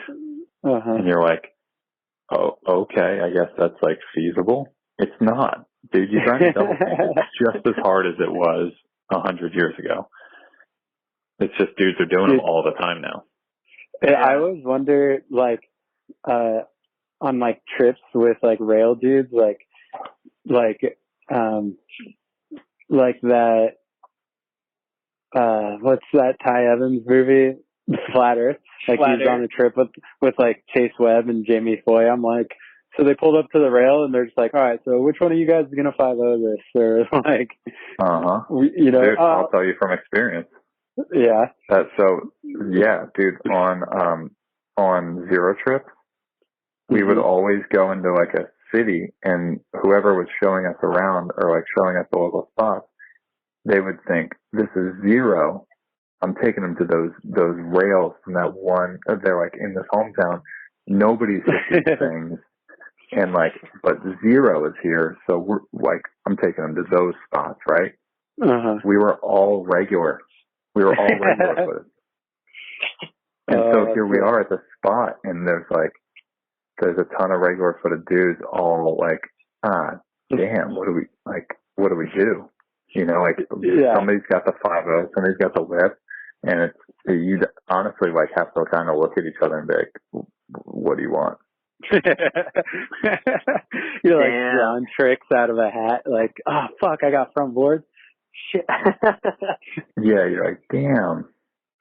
Like you're at a spot with Tommy guns and a whip side is available. Yeah. Like, you're gonna do that.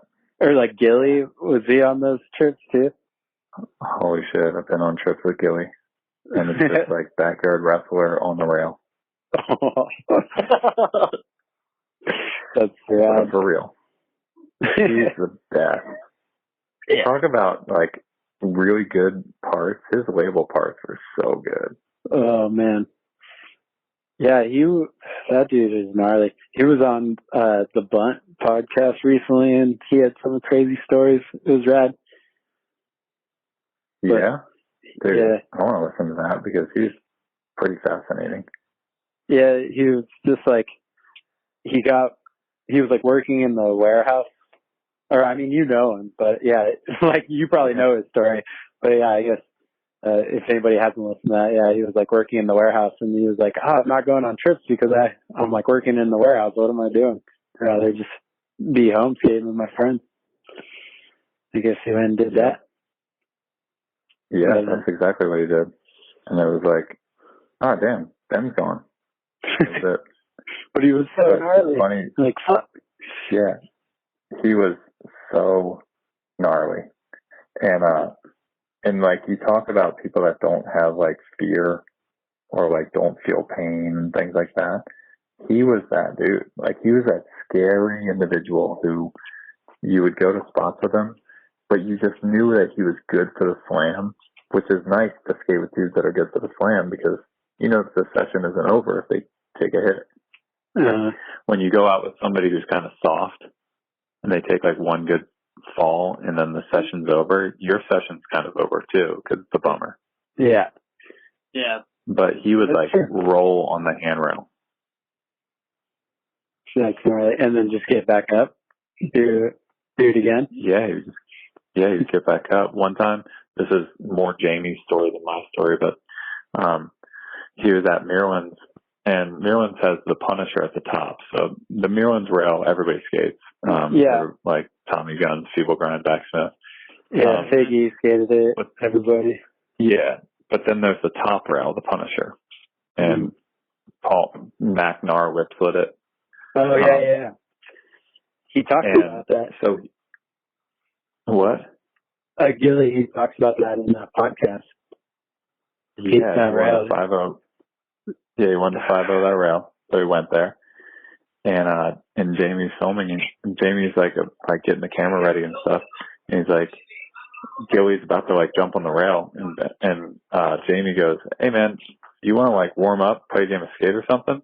He goes, "Yeah, I do. Hold on real quick." And he fucking jumps on the rail. And he like, it flips out. He rolls on his rib cage on the rail. He gets up. He has like wax scars across his shirt. And then he plays the game of skate with Jamie. No. Yeah. Oh, that's man. badass. Dude, right? That was badass. Damn. Oh, dude. That's not, and like he was hitting that rail in a line to the other rail, wasn't he? Yeah, he 50'd it. That's right. Yeah, he 50'd it. He 50'd it on the way to the other one, right in the beginning of the Sepultura, the hunt part. Gnarly. Yeah, that song was so good. So when is this over? When are we going to be able we to, just like, keep talking. We'll wrap it up soon. No, not the podcast. I mean the skateboarding. Like when is the COVID over so that we can go skate? Yeah, dude. I don't know, man.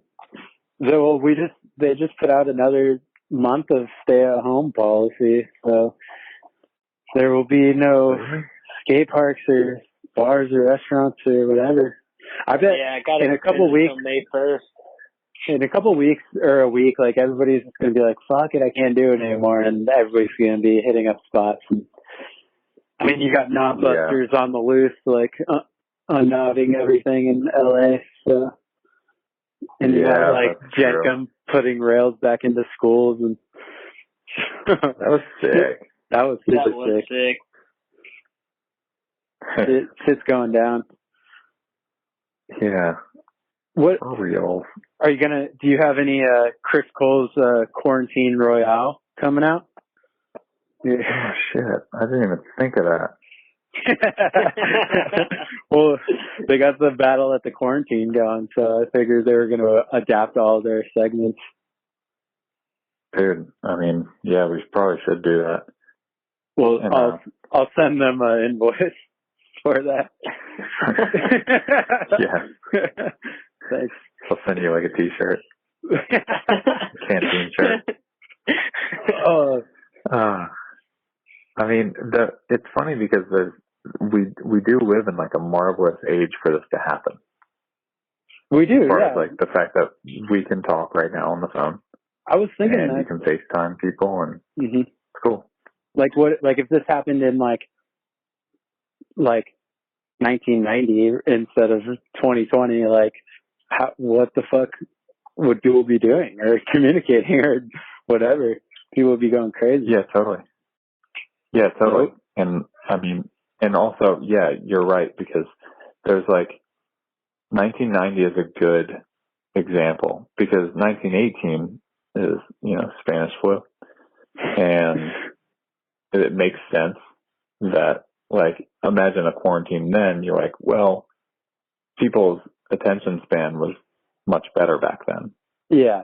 But 90s, it's like, okay, now we're getting into the attention span's pretty short. It's not super short. You still have imagination and stuff like that, but it's getting shorter. And right now we're getting bored, but we have iPad Pros and stuff. Yeah, exactly. Like, we got unlimited skate videos. Yeah. At our fingertips whenever. It's not VHSs. You don't have to fast forward.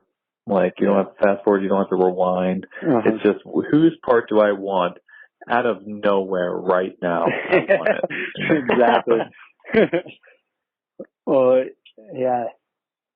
That's true. And also, every question, that's actually a bigger, like, watching video parts is one thing, but, like, I can forego that for just having all of my questions answered in a split second where I'm just like, so true. Yeah, like, who did the first this trick? Google, find it, done. Dude, I do that with pretty much like every TV show or movie I ever watch. I'm like, where was this guy been in that I've seen him before? Like, you just Google it right away. Yeah. You have an answer in like 2 seconds. It's an amazing age. Oh yeah, especially if you especially you don't even have to Google like their name. You just go to the movie that you're watching, IMDb. Yeah. It'll show that character. Click on that character. Done. We should all be getting better at things though during this time, right? That's what everybody says.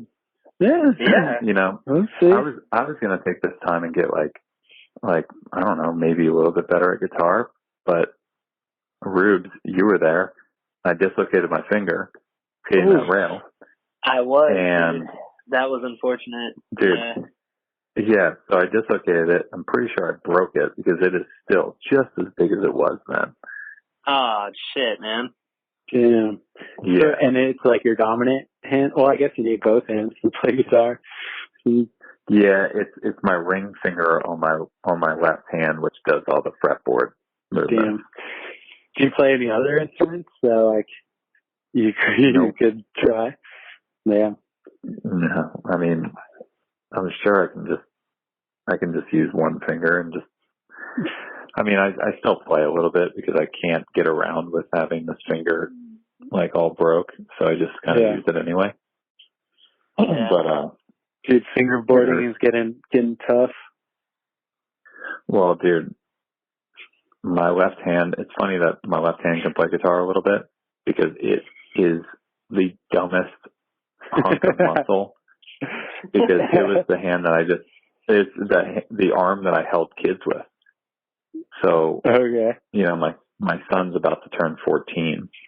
And so for almost 14 years, I was holding kids, you know, in this left hand because my right hand did everything. So fumbling for keys or like writing something down, everything was with my right hand. My left hand was just doing a curl.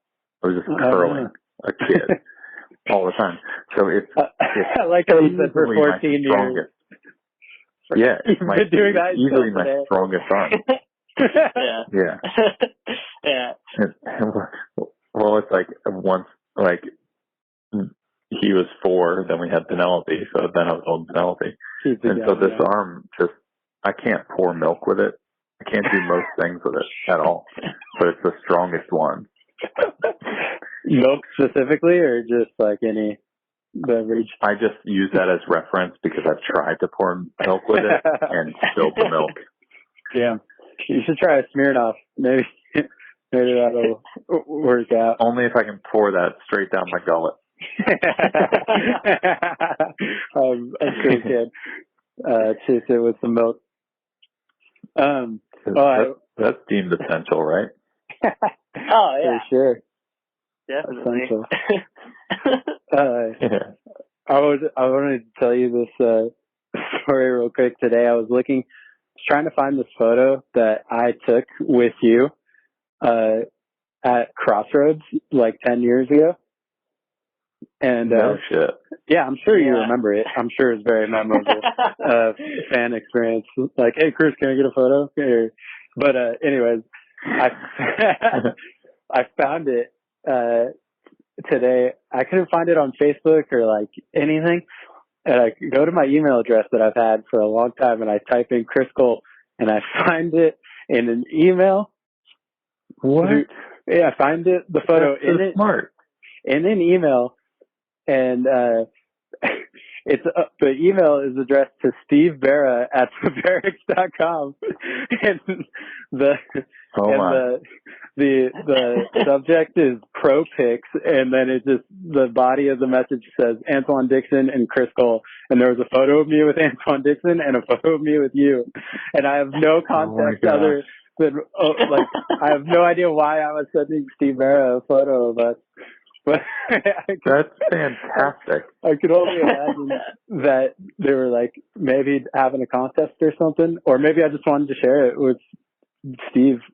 That is so sick.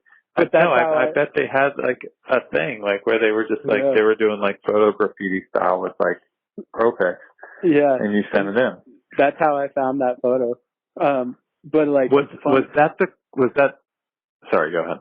Oh, that was the contest, the best trick contest where the rail was a sword. Yes. And another funny story about that day was like, if anybody doesn't know, like I'm not the best skateboarder, and I've always been like a pretty big dude. So in this photo, I look like I'm about like 220, 230, and that day I was like, I'm going to ollie this set that they made. Like it was like an 11 stair, and it was small for an 11 stair. And at the time I probably had only ollied like an 8 stair. And I was like, yeah, I'm going to ollie this. And so it was like free skate, and I go up to the roll in, and I'm like rolling in, and I gap the stairs, and I keep like sticking it, but I'm wheel biting because I'm so heavy, and I'm like 6'1", and like I've never done a stair set that big. And I remember being on the roll in, and Nigel was there like warming up, and he was just like getting pissed at me for being on the roll in when he's trying to practice like big flip front boards, and I'm just like trying to ollie the stair set. And I was like, oh, fuck, dude. This is like dread. You know what though? And I was like, I don't blame him at all. Happy. But I'm so happy you were that dude though, because back then Nigel used to at contests specifically, he would go up the roll-in, and he would like pop his board up and like stand on the deck, but he'd turn around right in front of you, even though you were about to drop in. He'd stand right in front of you and go again. That's the worst, dude. It was the worst. It was the worst, but he was so young that you couldn't be like, you were just kind of like, whatever. And, whatever. Yeah. I rewatched the recap of that best trick contest, and you and him were like going toe to toe, basically like trick for trick down this contest. Like it could have been anybody's contest. And, yeah, that happened a lot. He ended up winning, and I was like, damn, he was a dick to me, and he won. And then I think you won Maloof like 4 months later, and that was like when people were giving him shit for crying, and I was like, well, I think that we made amends. Chris made it up for him. Thanks, dude. He really got him back for that roll-in comment. Oh, that's so good. Right when you said Crossroads, I was wondering if you went to the Crossroads, because there was another Crossroads contest that was inside the park. Mm-hmm. And I did a full cab front blunt on the rail. I don't know if you saw this clip. Did a full cab front blunt on the rail, and like everybody was crowding around the rails on the double set. And then right when you would go and they'd see like that you were headed toward the right side rail or the left side rail, everybody would back up, all the spectators. So some kid, like young kid, was spacing out, and nobody like grabbed him by the back of the shirt or something to pull him back. And so I full cab front blunt, and I'm in a front blunt, and both of my feet are on the board, and the nose of my board is against his nose and his forehead, and I'm standing on it. His head is just tilted back. His head's tilted back like he just got like punched to oblivion, and my board is on him. Oh, it was insane. Did you feel terrible, or were you just like, I felt so bad, and he took it like a champ, and his parents were super cool, and like I thought like, oh, I just killed their kid. Dude, he bounced right back. It was pretty sick. Oh man, Rubes, you skated those contests too, right? Yeah, dude, I managed to somehow like squeak my way in there. Really? Yeah, dude. I think that same year, because Nick, we were at the crossroads that they had when it was also around the same time as ASR, I think, and they had it near Petco. Yeah. So that was the same year that they had the sword shark. rail. Yeah. Yeah, that's the sword rail and the shark. Yeah. Yeah, I think there is an old. I think there's an old edit, which is pretty sick because I think we're both in it, Chris, and I'm doing like an inward heel down that set, and I must have been I was like 15 or 16. Yeah, for sure you were. But yeah, wasn't there a contest at the Black Box Park at a Crossroads Rubes where like Manny Santiago said something funny to you? Oh, dude, yeah, that was so fucking funny.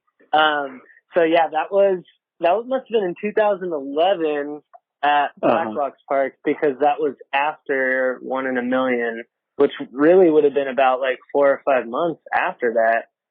So yeah, but I was skating that contest, and then Forrest was there as well.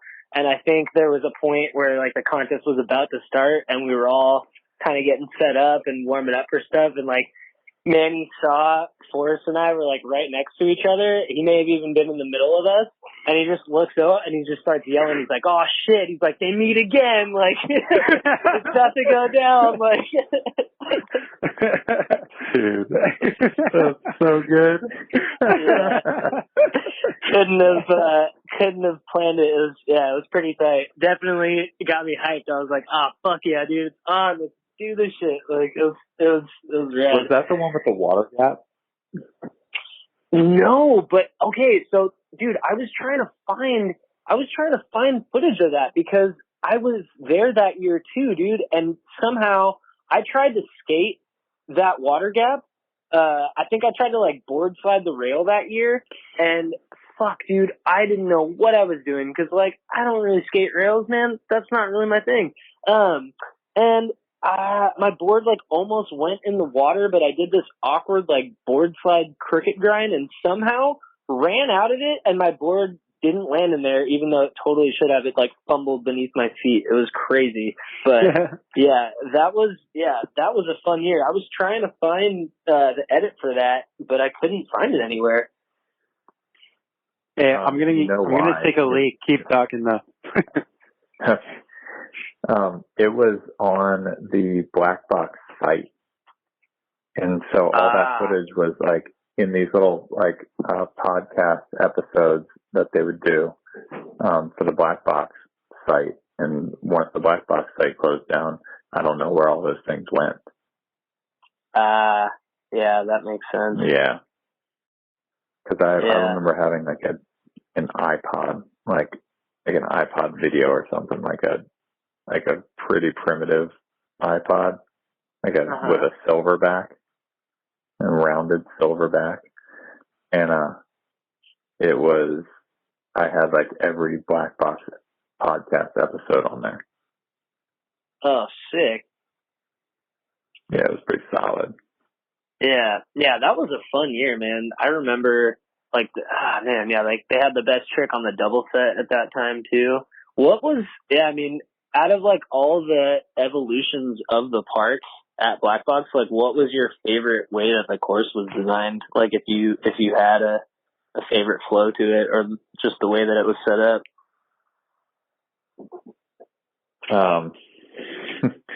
I think my favorite, that was the best park, the big ass one. Yeah. Dude, that park was so sick. But I would always go in and like skate one thing, because that's kind of what I do now. If I go to a park, we kind of skate like one thing and hone in on one thing. But it was like, dude, that park was like kind of all time. Are you talking about that? Was like Black Box Park? Yeah. Yeah. Ruth. Yeah. Do you remember the story at that Black Box Park when they had the monster ramp there and we were with Tyler Surrey? Yeah, I do remember that. That was that one. Oh shit! I mean, that one that one's a little hazy, but I think from what I can recall, this is after, so the park had gotten sectioned off, so there was just like the street course on one side with like the 7th stair, the 8th stair, and the hubbas and the rail going down, and then on the other side was where the dirt ramp was. Yeah, so we were skating skating the street course for a little bit, yeah, and I think randomly we were there with like Tyler Surrey and maybe some other homies that were skating the park, and somehow we like made our way over to the vert ramp, like just to check it out and like pump around on it. And I don't know, we're skating there for maybe like 5 to 10 minutes or so, and then out of nowhere, fucking like the dude PLG comes in and like sees that we're all just skating on the ramp and is like, "Yo, what the fuck? Like, what you guys doing?" Like, it was, oh man, yeah. No, he regulated from what I can recall, but yeah. But right before he showed up, so we like, you know, we're whatever street skaters or whatever skate park skaters, and like we don't see vert ramps that often. So even with Tyler and we like just roll across the flat bottom, maybe like pump back and forth, and I'm like, you know, that DC ramp had all these obstacles and hips, and I was like, I consciously said out loud, like, damn, this is some PLG shit. And then he shows up out of nowhere, just like, what the fuck? Like, dude, no way. Out. And Tyler was like, dude, you summoned the beast. Like, that's right. That's so sick. Dude, that's right. Oh my god. And I was like, that's fantastic. I'm sorry, dude. We were just like, you know, checking it out. Maybe I could have dropped in on it, maybe. But dude, have you ever dropped in on vert? I have, dude. I dropped in. I've dropped in on like 2 or 3 vert ramps. Okay, so my friend Horn dropped in on the X Games vert ramp. X Games X Park. It was. So it was like the skate park by my house. I'm in Philly, and my friend Horn had like one of the rental helmets on, like all fucking gross rental helmet, right? And he tries to drop in on the vert ramp. The vert ramp it's 13 foot with like 2 feet of vert, and like it's tight, right? It's a tight ramp. And he drops in, and he's too straight up, so he goes straight flat bottom. And I'm sitting at the bottom of the ramp looking at him, and I'm like staring directly at his face as he hits his head on the ground. The helmet squishes and squeezes a whole bunch of other people's sweat all over his face. Gross. Dude, it was the grossest thing, but I got to watch it. Like, I watched it happen.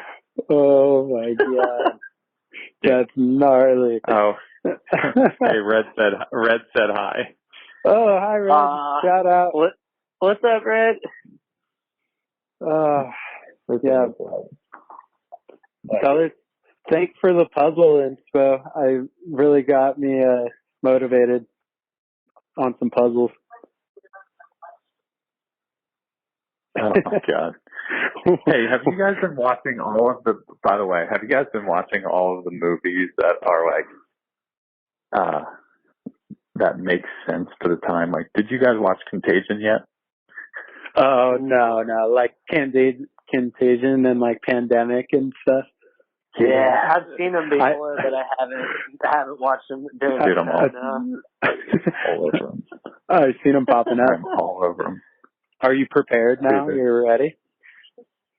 Dude, they're fantastic. They're fantastic. A Contagion with Matt Damon is like, it's a dead ringer. If you watch that, you're just like, dude, what? Is this scripted? I'm watching it for sure after this. Yeah. After I finish Tiger King. Once I find out what happens in Tiger King, then I'm watching Contagion. Yeah. Dude, Tiger King. Holy shit. It's so fucked. All right. I think we should start wrapping this up. I got movies and I got to find out who's the Tiger King, so I got some work to do, man. Chris, Who's the Tiger King? What advice do you have people during these times? Like, as a man that has people listening to him, what advice would you give to all the peeps out there? I mean, I would take this as like, I'd take this as a time to get smarter. Yeah, just get smart. Read a book. Like, yeah, dude. Like, watch a documentary. So many things. Yeah, there's so many things that are just that take you away from doing all those things that you thought you wanted to do. Improve your house. Fix those things that you were going to do. Rearrange your furniture. Clean out your garage. Do all that stuff, man. Like, actually do it. Yeah.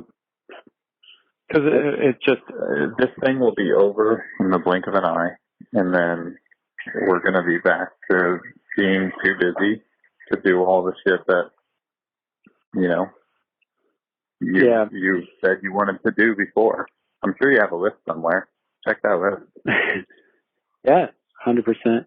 You know, skateboarders, we get antsy, so it's probably like kind of like the hardest for us as skateboarders to just like stay at home and like not do anything. I mean, that's why you see all these like skating clips in houses and on glass tables and shit. But what do you think? Like, should people try and take advantage of this and like go get clips and footage while there's like schools are out and stuff, or should we just like hunker down and wait it out? I mean, if it's your job, you know, like, I think that if you're a pro skateboarder, yeah, you know, go out, get some stuff within reason, you know, keep your crew small. Yeah. Be smart. Be picky. Yeah, be smart. But I mean, that's kind of my advice all the time. Mm-hmm. Be smart. You know, don't pay someone's house. Yeah. You know. Well, everybody's home right now, so definitely don't do that. I know. I've always hated that, though. Like, if there's like a good spot at somebody's house, I'm like, dude, I can't see somebody's house. It's fucked up. Did that change as you got older, though? I think I've always been kind of that way, you know, because I also like I focus on the trick at hand, and so if like somebody's going to come out and kick me out, that looms over my shoulder the entire time I'm trying to skate, so it's not fun. Yeah. Weird. Well, stay safe out there. So try to support your local shop. Well, not you, but everybody out there. And, I would say, like, buy Chris's pro board, but I don't know if you have a board out right now. Your pro shoe? I got shoes. Go buy some Fallons. How does it feel to skate for like one of the only like independent like skater on shoe brands out there? Dude, I love it. I love it. I love it because of like all the feels that it has for me too. You know, like I love Fallen enough that I would collect Fallons anyway. Mm-hmm. You know, I have like a big collection of old Fallons currently, like old Troopers and stuff. Like I still have them, and I saved them and saved like sweatshirts and hoodies and stuff like that, belts, and so having some of those striped zip-up hoodies. Oh, the Cobra hoodie? Yeah. I have like a catalog of them. A whole collection. That was the shit when we were in high school. Everybody had like a purple or orange one.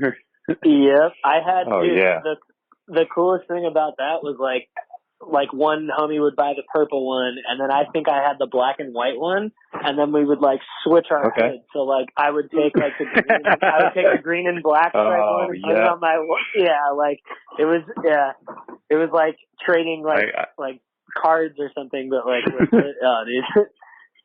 Wow, you just got extra goth. Yeah. You were trading goth. Yep. I have the purple one. I got a new purple one right now. Sick. Yeah, purple black stripe. That was fun. Yeah. Well, I love those things. We definitely part of like our thing at Shieldless is like try to support skater-owned companies as much as possible. So that's rad. Stoked to see that. That's why I'm hyped. Yeah. To see like not just like you on Fallen, but like Tony Hawk riding for Lakai. Like I know people say whatever stuff about Lakai and like whatever. I don't know like if they have like money from elsewhere, but I don't know. To me, it's still like skater owned and but it's smaller. Still skater owned.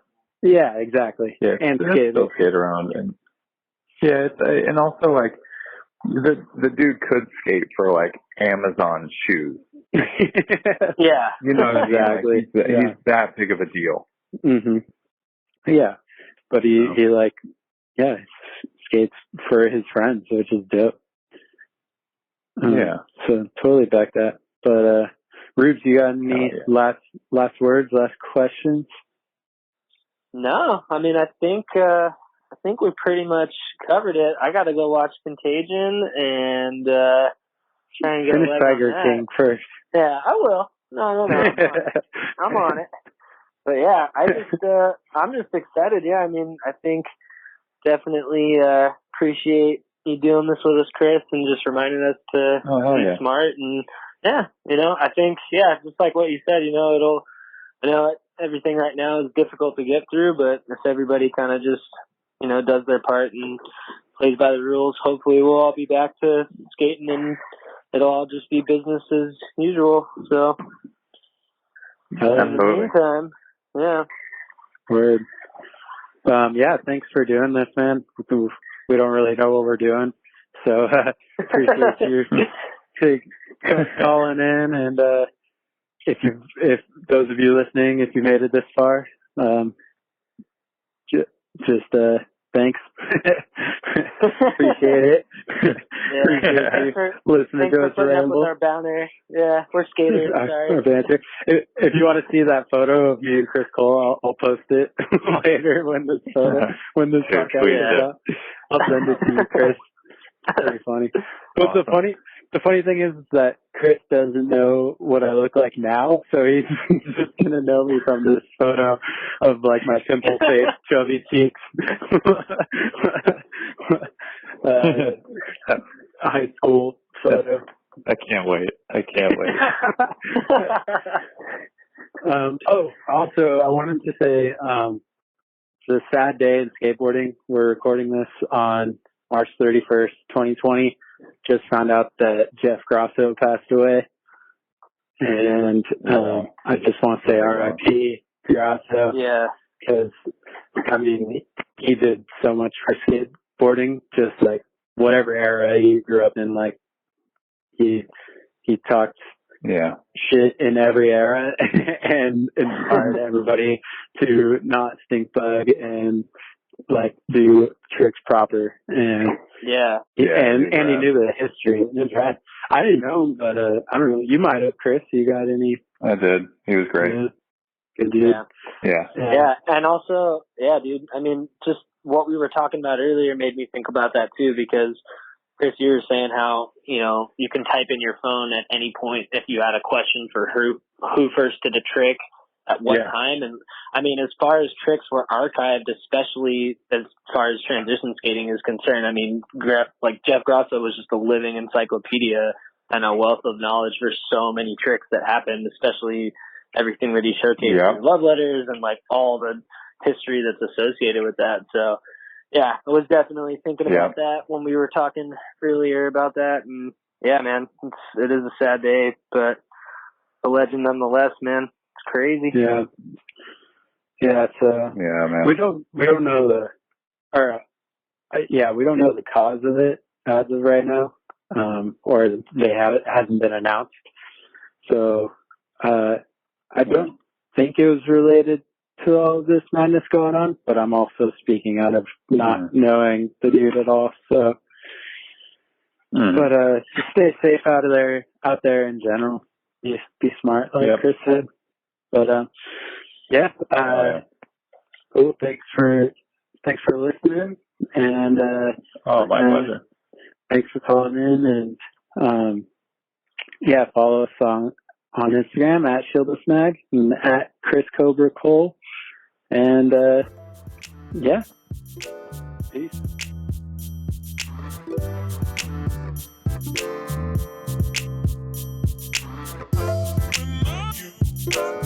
Alright, thanks for listening. If you made it this far, we really appreciate it.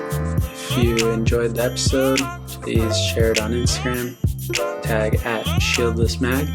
If you enjoy the beat that's playing right now, it is made by Beats by Dojo, and you can find a link to his SoundCloud in the description. So stay safe out there and have a good one.